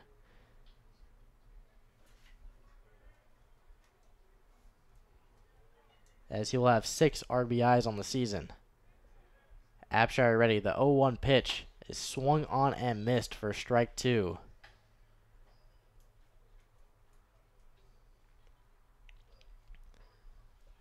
Everything right now is working for Abshire. The fastball's going right by the hitters, and the off-speed pitches are throwing them off. 0-2 pitch from Abshire is fouled in the dirt, and the count will remain 0-2. Garrett Spain at second with his first hit of the night. Otino at the plate. Zach Morgan on deck, and Bradley Knitting in the hole. As Abshire's ready. Otino's ready. The pitch will just miss, as Abshire is shocked on the mound that was not strike 3. As the count goes to 1-2 now. Abshire ready at the belt. 1 ball, 2 strikes to Matt Otino. The 1-2 pitch is popped up. First baseman Tanner Carlson appears to be under it, makes the catch for out number 2. Bringing up Zach Morgan. So Garrett Spain still at second. Morgan at the plate. Morgan 0 for 2 on the night with a strikeout and a fly out, as he will see what he can do here with 2 outs, a runner on second, as his team is down 6-1.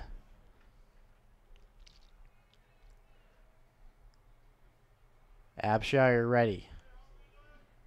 Has pitched beautifully through 5 2/3. Looks over at second. The pitch is in there for a called strike 1. No balls, 1 strike, and 2 outs to Zach Morgan. As the Fresno State baseball player at the plate, the 0-1 pitch misses high for ball 1. 1-1's the count.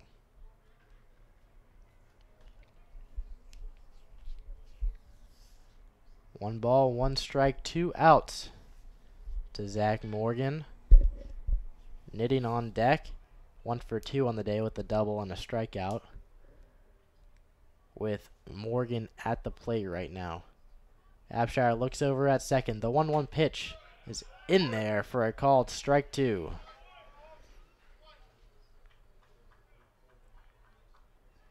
So Abshire 1 pitch away from ending this 6th inning. Abshire gets his sign. Looks over at second. The 1-2 pitch. Swung on and missed for strike 3. 7th strikeout on the night. As through 6 innings, Abshire has only given up 3 hits and 1 run. As we go to the top half of the 7th inning, I'm throwing it back over to Brandon Monty to bring us home in the 7th, 8th, and 9th. As the Miners lead this one 6-1.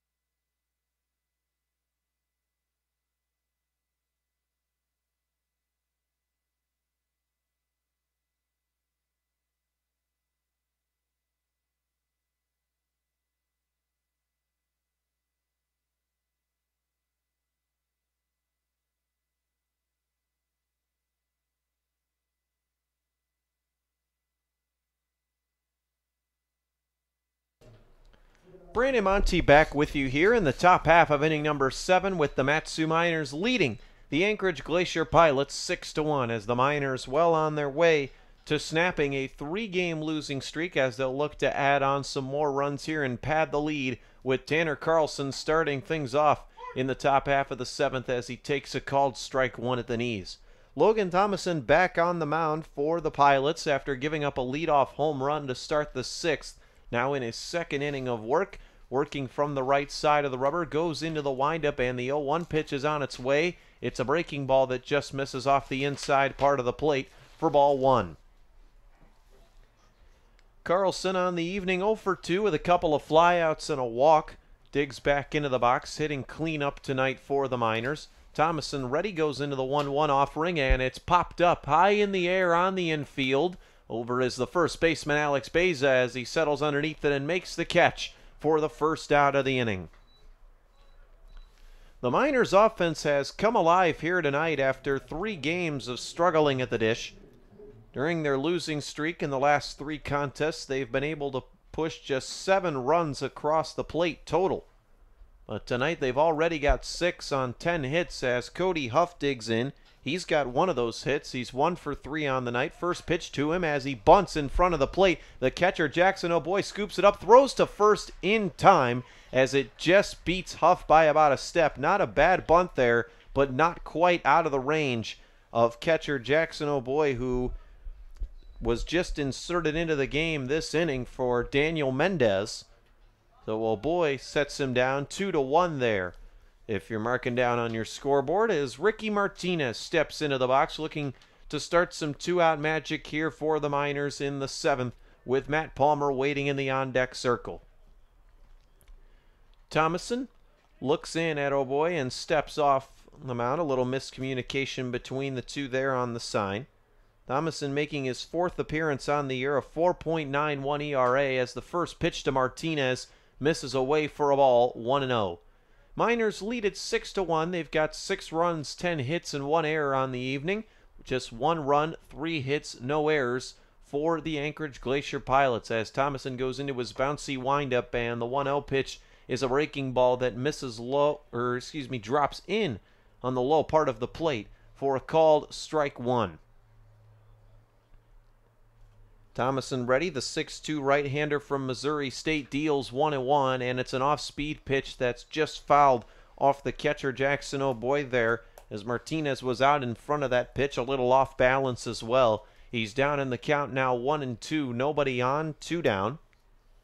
Good crowd on tap tonight in Mulcahy for some baseball. The box seats filled up along with most of the right field seats on what has turned out to be yet another beautiful night in Anchorage for some baseball, mostly clear skies, as the 1-2 pitch to Martinez waved at and missed, strike 3. It's in the dirt. O'Boy throws down to first, a little bit high, but Baeza able to snag it for the third and final out of the inning.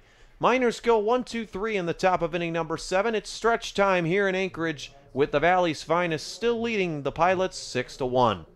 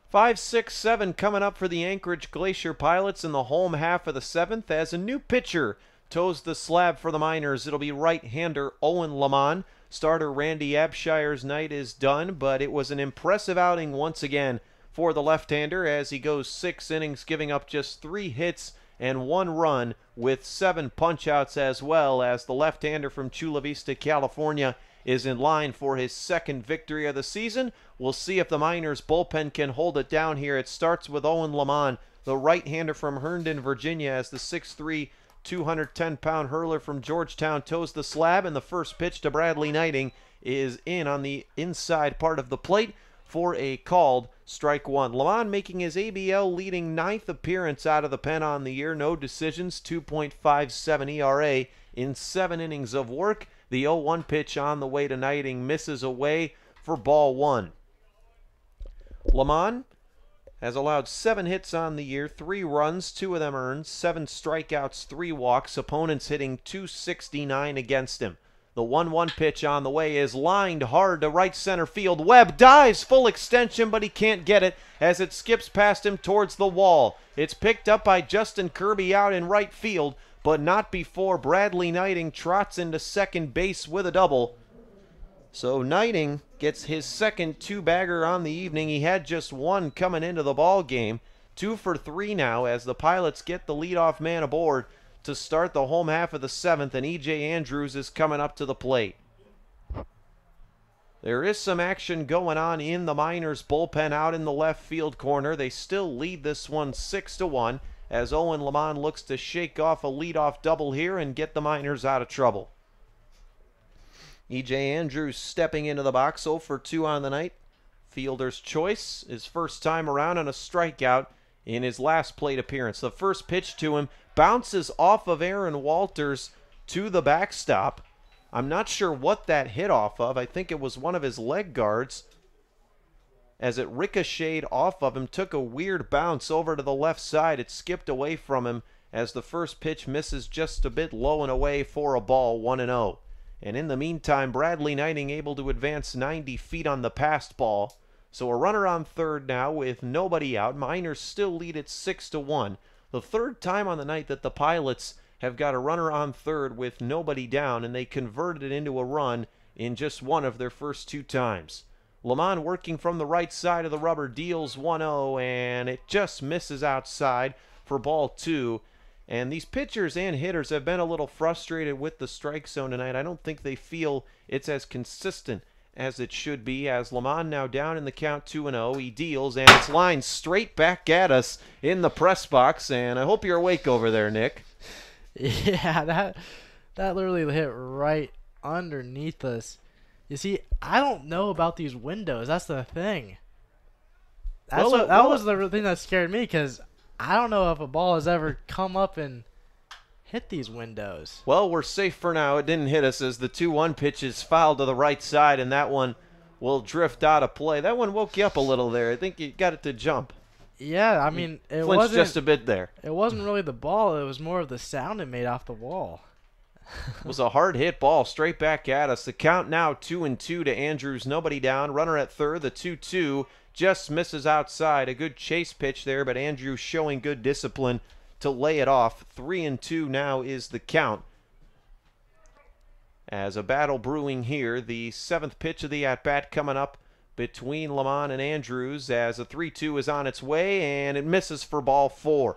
Lamont allows his 4th walk of the year, and the first 2 runners reach base for the Pilots here in the home half of the 7th. Runners at the corners now with nobody out, and coming up to the dish is number 6, the third baseman, Zach Segal, hitting out of the 7th spot. So far on the night, he has struck out and popped out 0 for 2 this evening, as Owen Lamont working through some early trouble here in the bottom half of the 7th. As there is, again, some movement in the Miners' bullpen out in the left field corner. Andrews gets a solid 3.5 step lead off of first. Lamont ready at the belt. First pitch to Segal is a fastball that's in there on the outside corner for a called strike 1.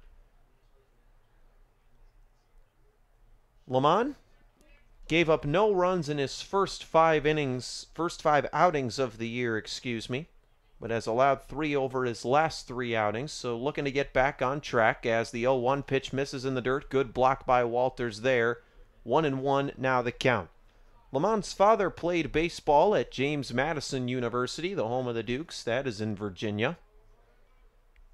As Segal, the member of the Stanford Cardinal this past year, steps back into the box. Righty on righty matchup. 1-1 pitch is on its way, and it's a little nubber past the mound as the first baseman Carlson picks it up, flips to Lamont for the first out of the inning. A close play there. A tough ball to read. It looked like Lamont was going after it at first, but Carlson called him off, and a good adjustment there by Lamont to go cover the bag at first base. That's the kind of stuff that coaches really emphasize in practice and go over all the time, is the first base coverage on those tough little numbers past the mound. And in the meantime, Andrews moves up to second, Knighting unable to move from third to home, so the run doesn't score, but there is 2 men now in scoring position for the Pilots with 1 out, and coming to the dish is Alex Beza. Left-handed hitting Beza digs into the box. The first pitch to him is grounded over to second. Knighting is going to score as the throw to the bag is in time. So Kobe Boulware sets down Beza 4-3 on the ground out. A run does score. So the Pilots get one back in the bottom of the 7th. It's now a 4-run ball game, 6-2. E.J. Andrews unable to advance to third on the grounder as Jackson O'Boy coming to the plate.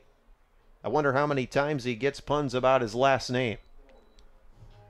If you had the last name O'Boy, Nick, what do you think? Would you let people make the puns like that?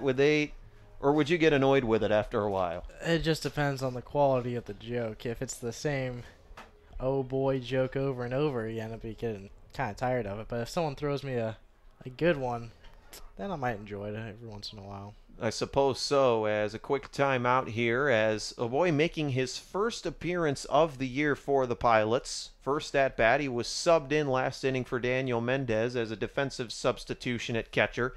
Steps back into the box, a 6', 200-pound righty from Santa Cruz, California. Just finished his sophomore year at UC Davis out of the Big West Conference, as the first pitch to him is in there for a called strike one. Runner on second with two down, with O'Boy making his ABL debut here. Miners still lead the Pilots 6-2. Brandon Monty with you here alongside Nick Velan, broadcasting Matsu Miners baseball all season long. Lamont, ready on the right side of the rubber, comes set at the belt now, deals 0-1, and the fastball misses inside to O'Boy, so 1-1 is now the count. Reminder, fans, the Miners will not be playing any baseball tomorrow. They have the day off before returning home for a 4-game homestand that starts Saturday the 28th against the Anchorage Bucks. Excuse me, that'd be Friday and then into Saturday. 2 games against the Bucks this weekend for the Miners, as the 1-1 pitch, an off-speeder, looked like a changeup that misses low and away for a ball, 2-1. Following Saturday's game, the Miners are back in action at home again on July 1st and 2nd against the Chinooks and the Bucks before they travel to Kenai for the road trip with the Peninsula Oilers. The 2-1 on its way, runs inside and plunks O'Boy right on the left shoulder. So in his first plate appearance as a Anchorage Glacier Pilot, O'Boy is plunked as he struts down to first base. So 2 men on now for the Pilots. 2 men out, and coming to the dish, the leadoff man, Malcolm Tipler. Oh boy, that must have hurt. Thank you, Nick. We really appreciate. You know, I saw the look on your face. I was waiting for it. I just had a feeling that you were going to say that. In fact, I didn't even have to look at your face. I just kind of figured you had it ready there as soon as it happened, and good execution there. I guess I'll give you that one. As it's a 6-2 ball game here, bottom of the 7th. You think his teammates are going to give him that same treatment too? You think they'll say that? Probably at first.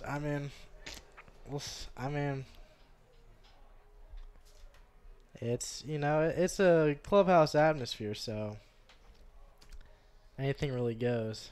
Runners at first and second now with 2 down. Lamont looking to work his way out of danger here and limit the damage to just 1 run in this home half of the 7th. Malcolm Tipler steps in. E.J. Andrews takes off toward third. The throw by Walters down to third base is in time. Walters guns down Andrews. He slid on the outside part of the bag, but a good throw by Walters. Huff applies the tag, and Andrews is set down, caught stealing for the 4th time this season, and the side is retired. We're through 7 here at Mulcahy. Pilots get 1 in the bottom of the 7th, but the Miners still lead it 6-2 when we come back.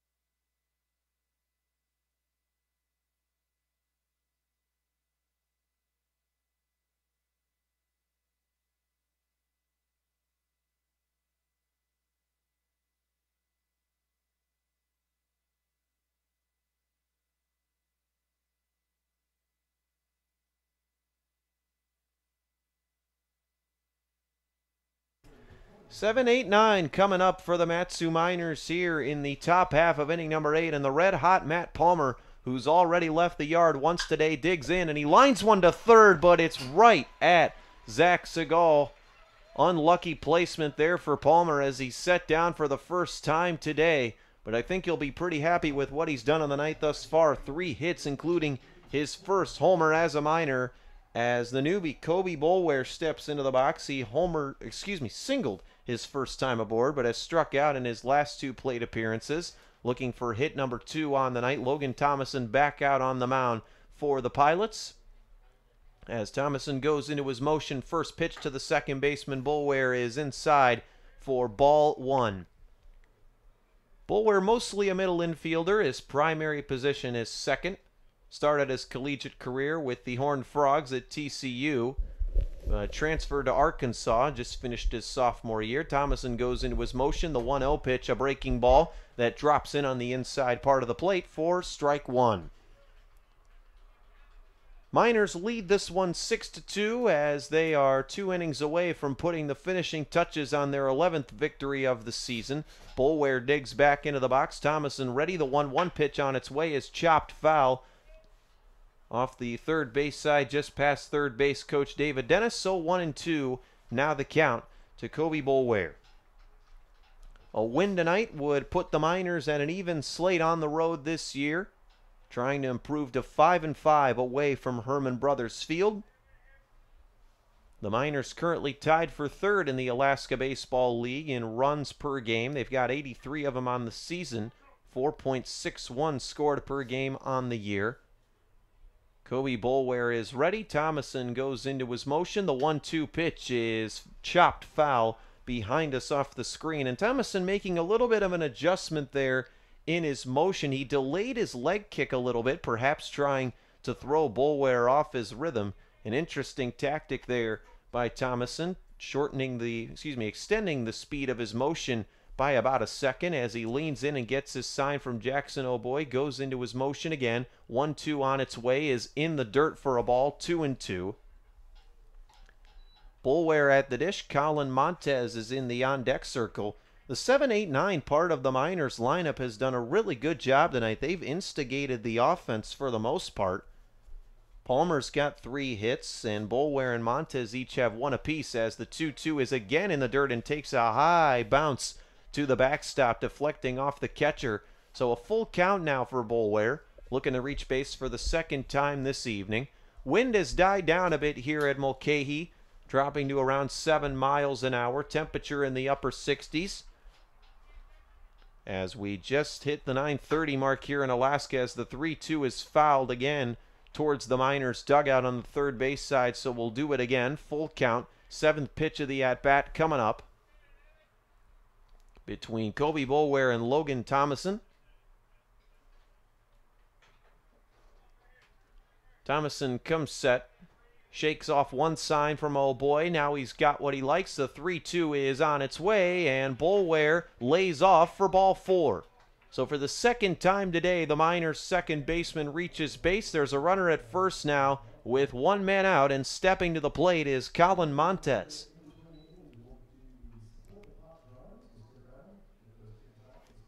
Colin Montez picked up his 3rd hit of the year in his 2nd at-bat of the night. He's 1 for 2. Moved 2 runners over with a sacrifice bunt back in the 3rd. Singled back in the 5th and then popped out to 3rd in the 6th. Thomason ready from the stretch, now throws over to first, and Boulware dives back in with a head-first slide. Montez called out on coach's interference in his last time around as he popped it up in foul ground. The ball dropped, but the umpire signaled that David Dennis got in the way of third baseman Zach Segal and called him out as another pickoff throw gets away from the first baseman Alex Beza, and Boulware is able to move up 90 feet into scoring position. So now both teams have got an error in this game. Thanks to wild pickoff throws, there have been 2 errors in the game, and both of them have come on wild pickoff throws to first base. So Boulware is now in scoring position with 1 down as he stands on second. Colin Montez still looking for his first RBI as a Miner. steps into the left-handed batter's box. Comes into this game hitting .077.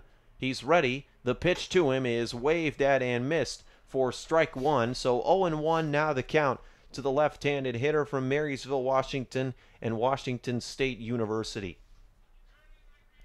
Eric Webb waits in the on-deck circle. He's got 2 hits to his credit on the day. Montez improved his average from .212 to .286 at Washington State from his freshman to sophomore year. The 0-1 pitch to him is a breaking pitch that's in the dirt. Good block by O'Boy to keep it in front of him. So 1-1 is now the count.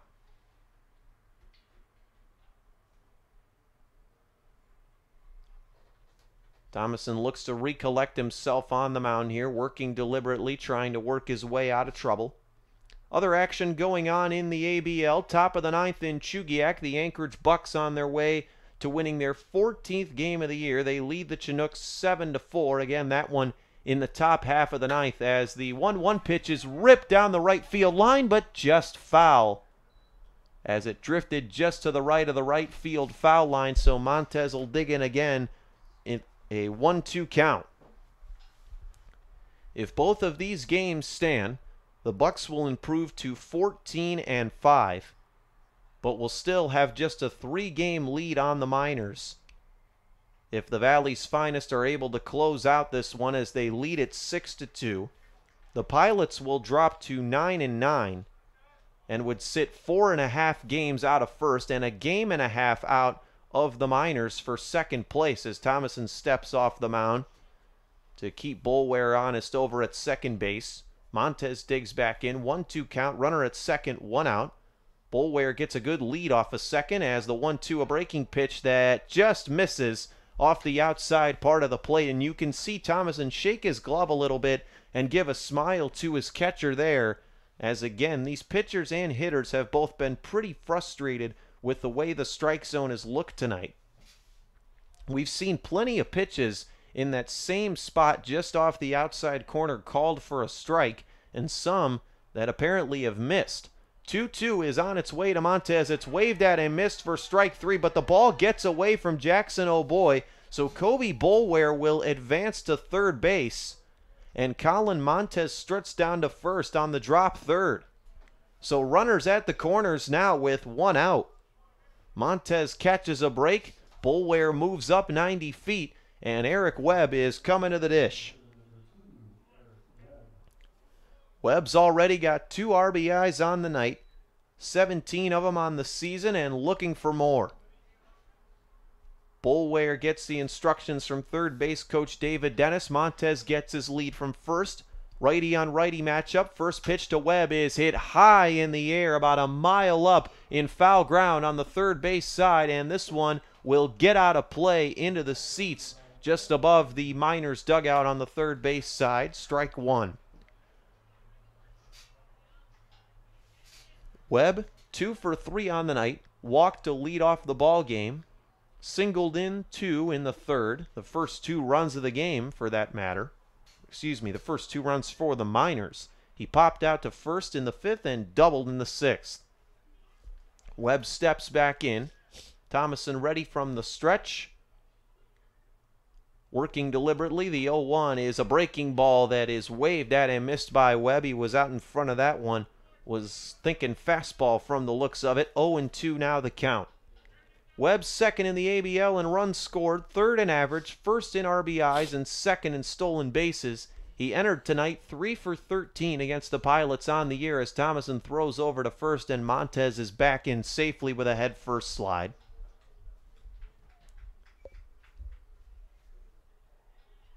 Webb stepping back into the box. Once again leading things off for the Miners tonight, patrolling center field. Thomason is ready. Gives the nod, and the 0-2 drops in for a called strike 3. So Webb is set down. The breaking pitch drops in. And Justin Kirby steps up with 2 down here in the Miners' half of the 8th, as he'll look to put those base runners to good use here and not leave them stranded. Aaron Walters waits in the on-deck circle. Kirby steps back in. On the night, he is 1 for 3 with a flyout, a strikeout. He was plunked to the hit by pitch in the 5th and singled his last time aboard. An infield single towards second base. First pitch to Kirby on its way is a changeup that paints the outside corner for a called strike one. Sixth meeting of the year between the Miners and the Pilots, the last one in June. The next time these two teams will meet will be on July the 13th. Thomason working from the stretch off the right side of the rubber, working slowly here in the 8th inning. Comes ready at the letters, and the 0-1 pitch on its way to Justin Kirby. Montez goes towards second, and he slides in head first safely. As there's no play at second, there was no throw from Jackson O'Boy. The count now 1-1. So 2 men in scoring position now for Justin Kirby, who has 11 RBIs on the season for the Miners.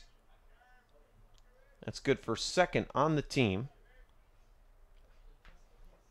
Kirby tied for the ABL lead in homers, his last round tripper coming back on June 18th. The 1-1 pitch on the way is lined hard to third, but a great diving catch by Zach Segal down the third base line. Went nearly full extension on that one to save extra bases and 2 runs. Fantastic glove work by the third baseman, and the side is retired. Miners leave 2 stranded in the top of the 8th. They still lead at 6-2 with the Pilots coming to bat.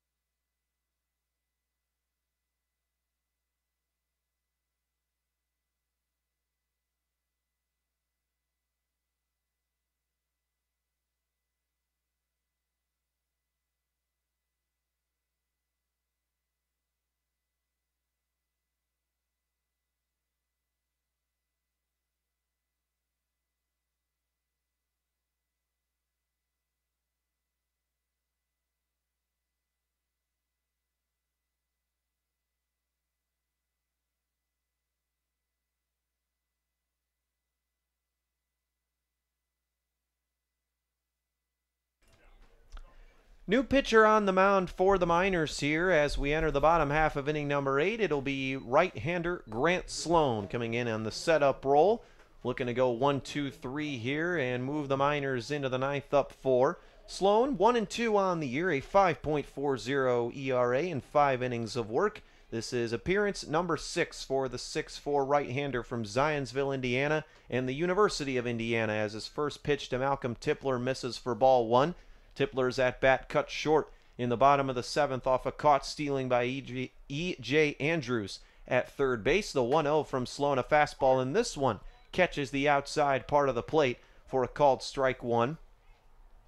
Opponents hitting .294 against Sloan on the year. He's allowed 6 hits, 3 runs, all of them earned. 6 strikeouts, 2 walks as the 1-1 pitch bounces in the dirt. Good pick there by Walters behind the plate. 2-1 the count. Sloan started the year off a little He struggled to start off his ABL career, but has not allowed a run in each of his last 3 outings. As the 2-1 pitch is in the dirt, they appeal down to third, and they say Tipler went around on the check swing, and he can't believe it. As he takes some steps out of the box here to recollect himself, as he gave the shrug there and rolled his eyes. He couldn't believe that the third base coach said he went around. But regardless, the count's now even at 2-2.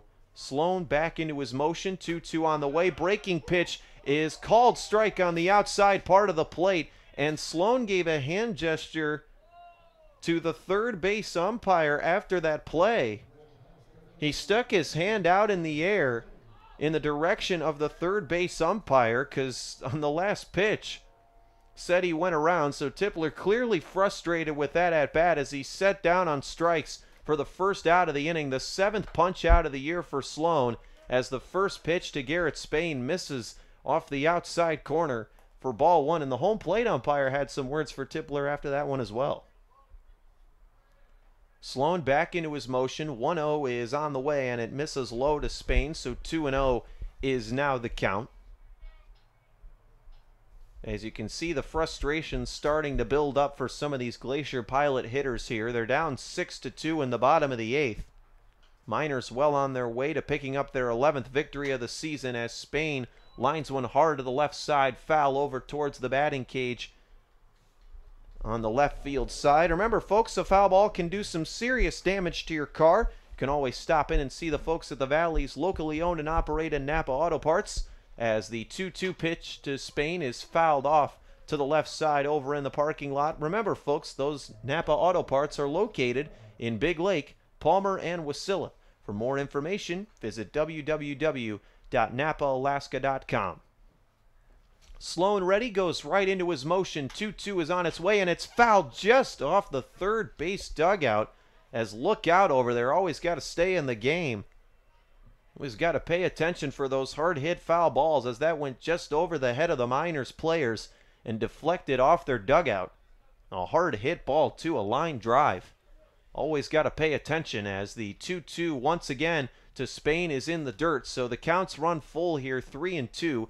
8th pitch of the at-bat coming up in what's been a good battle between the right-hander Sloan and the left-handed hitting Spain.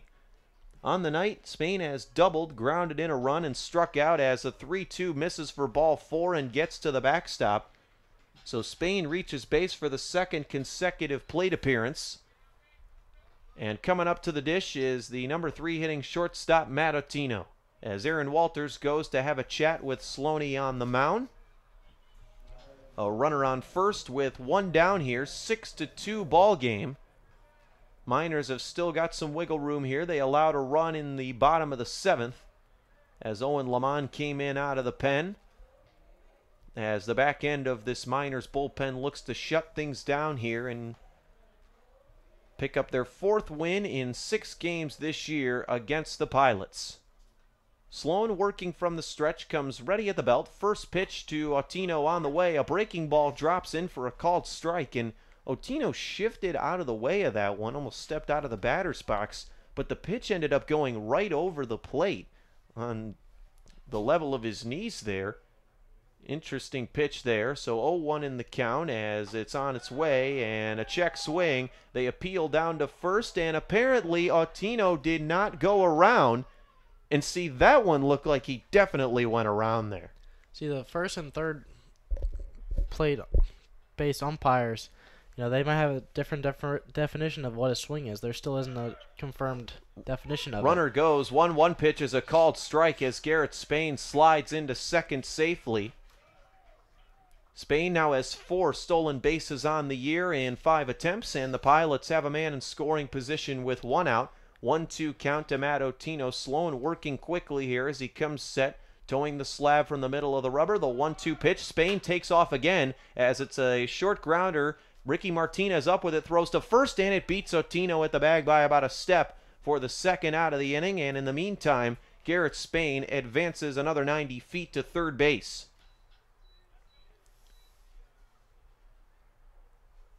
So runner on third, 2 down, 6-2 ball game. Miners in the lead, and coming up to bat is number 28, Jordan Brandenburg will be pinch hitting here for Zach Morgan. Morgan, a tough night at the dish, 0 for 3 with 2 strikeouts.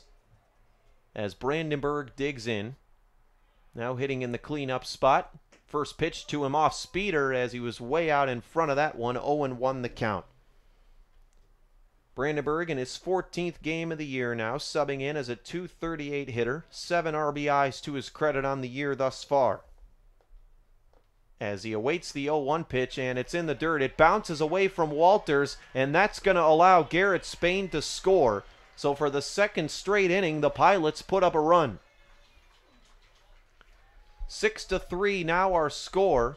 Miners still in the lead here in the bottom half of inning number 8. As Sloan will look to shake off that run and get out of this inning with just the one allowed. Brandenburg steps back in, a 5'10", 195-pounder, listed as a catcher by way of Canada Community College, as the 1-1 pitch misses. Little too low there. 2-1 now the count. Nobody on, 2 outs. 6 runs, 10 hits, 1 error for the Miners in this one. 3 runs, 4 hits, 1 error for the Pilots. 2-1 is on its way. It's a fastball that just misses off the outside part of the plate. 3-1 the count. Brandenburg digs back into the box. He has 4 walks on the year as the 3-1 pitch is hit sky high on the left side. And this one is going to drift out of play and foul over towards the parking lot. So another full count here for Grant Sloan as he looks to set down Brandenburg and get out of this inning.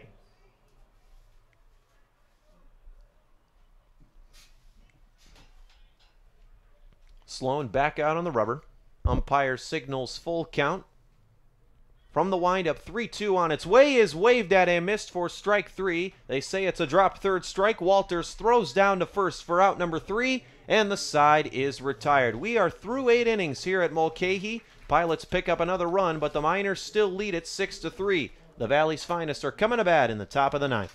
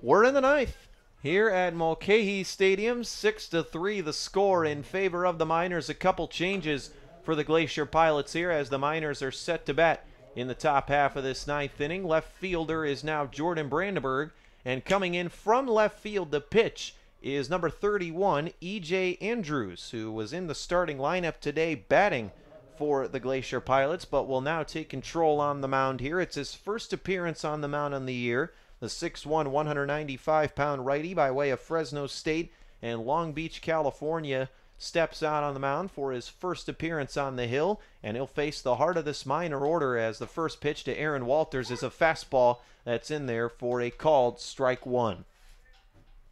On the night, Aaron Walters is 1 for 4, 2 strikeouts, a ground out, and a bases clearing double that drove in 3 runs back in the 5th as the 1-0 pitch, misses off the inside corner, 1-1.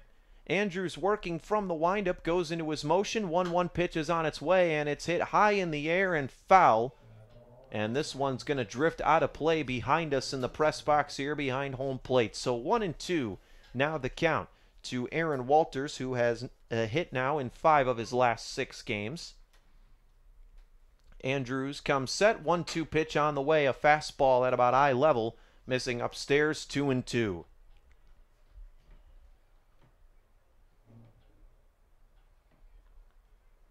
Andrews ready. Walters ready. 2-2 pitch on the way. And it's a fastball that just misses off the inside corner, says the home plate umpire. So the counts run full here. 3-2 for Walters. Chinook's not going down without a fight in Chugiak. In the bottom of the 9th, it's now 7-5 in favor of the Bucks as the 3-2 pitch waved at and missed for strike 3, the 3rd time tonight that Walters has been set down, and that's the first out of the inning here in the 9th as Tanner Carlson coming up to bat here, the cleanup man for the Miners, digs in. Carlson 0 for 3 on the night. 2 flyouts, a pop out and a walk.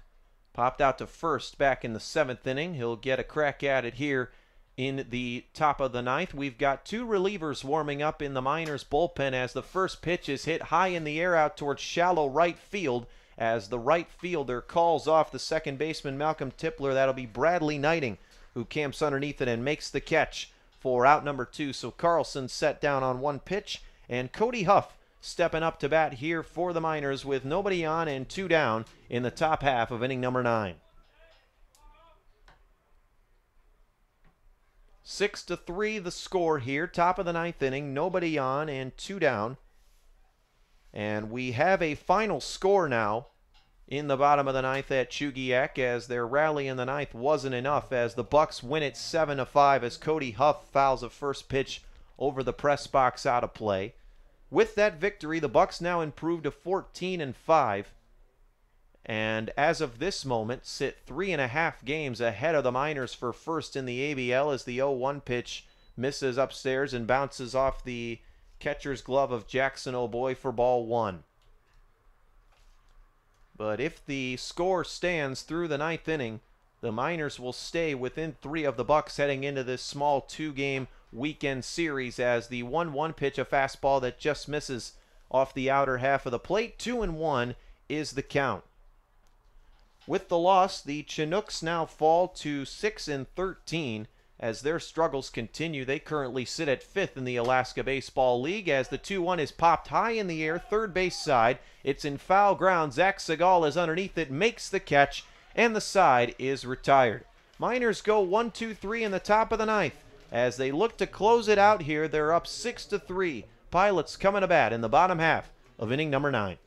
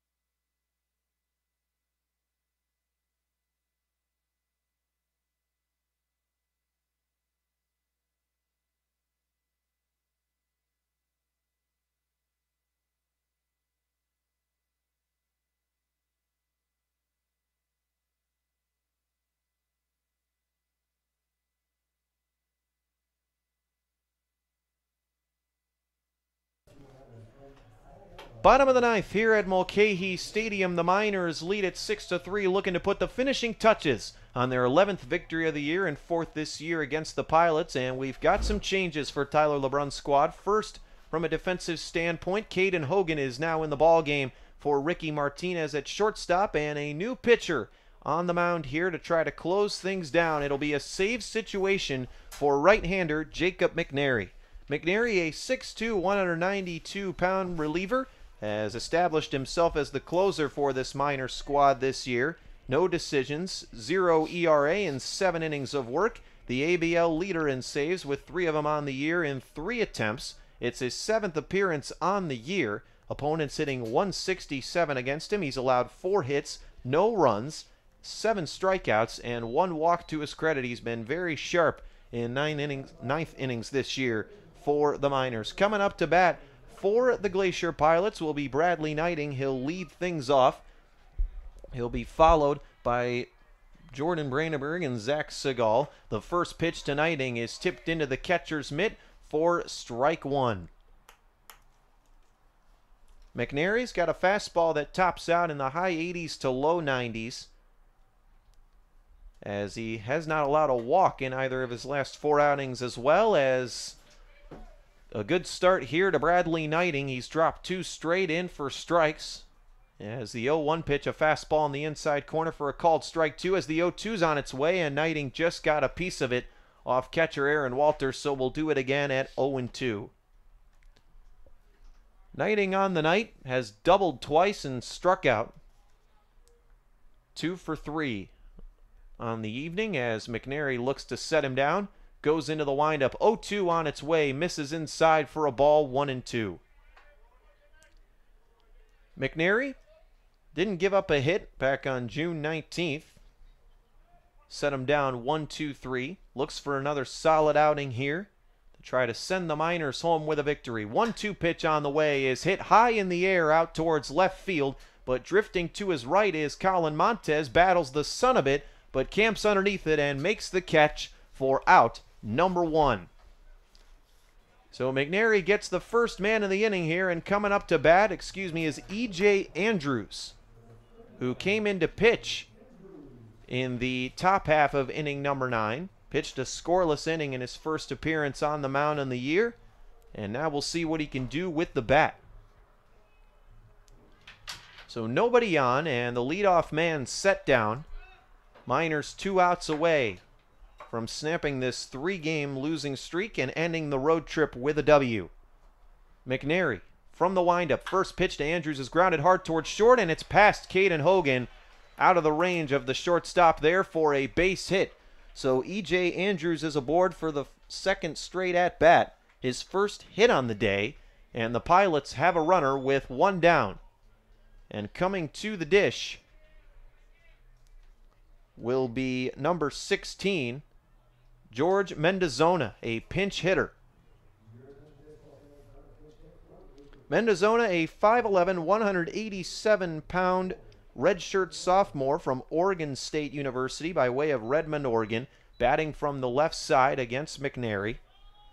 Mendozona, in his 6th game now on the year, is 3 for 16, 1 RBI, 3 walks, 1 double.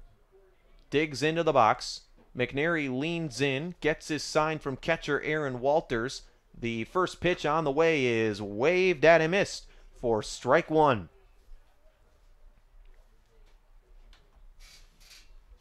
Andrews getting his lead from first now. 3 for 7 now in the year in stolen bases. He was caught for the 4th time earlier in this game, and now he takes off as the 0-1 pitch bounces in the dirt, and it was a check swing from Mendozona, and they say strike 2. He went around as Andrews steals his 4th base on the year, but McNary's got him down in the count 0-2. And Tyler LeBrun is going to come out and have some words here. And I think there's a discussion about whether or not he fouled the ball off.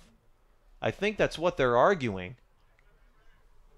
As Tyler LeBrun comes out and has a brief word with the home plate umpire, the call will stand as a swinging strike, not a foul ball, so Andrews still granted second. He's in scoring position now with 1 out, 0-2 count. as McNary kicks and delivers, and the pitch is hit in the air out to left field. Montez again drifting to his right and makes the catch right on the left field foul line. Good range and glove work there by the Marysville, Washington native for the second out of the inning, and the Miners just 1 out away from victory. Coming to the dish is first baseman Alex Beza. The last chance for the Pilots here. 6-3 ball game. McNary just 1 out away from save number 4 in 4 attempts on the year. As the tying run still in the on-deck circle, first pitch to Beza on its way is hit high, out towards right field, but not deep enough. Underneath it is Justin Kirby. He makes the catch, and the ball game is over. The Mat-Su Miners snap a 3-game losing streak and pick up a W here at Mulcahy tonight against the Anchorage Glacier Pilots. Our final score from Anchorage, the Miners a winner, 6-3, as Randy Abshire will pick up the victory. Jacob McNary gets his 4th save of the year in 4 attempts and now leads the Alaska Baseball League in that category. The Miners are now 11-8, 3 games out of first in the Alaska Baseball League. The Anchorage Glacier Pilots drop to 9-9. Alongside Nick Veland, this has been Brandon Monty. Happy as always to be bringing you Mat-Su Miners baseball all season long. We'll catch you again in 2 days back at Herman Brothers Field when the Miners host the Anchorage Bucks. Until then, this is Brandon Monty signing off. Thank you for listening.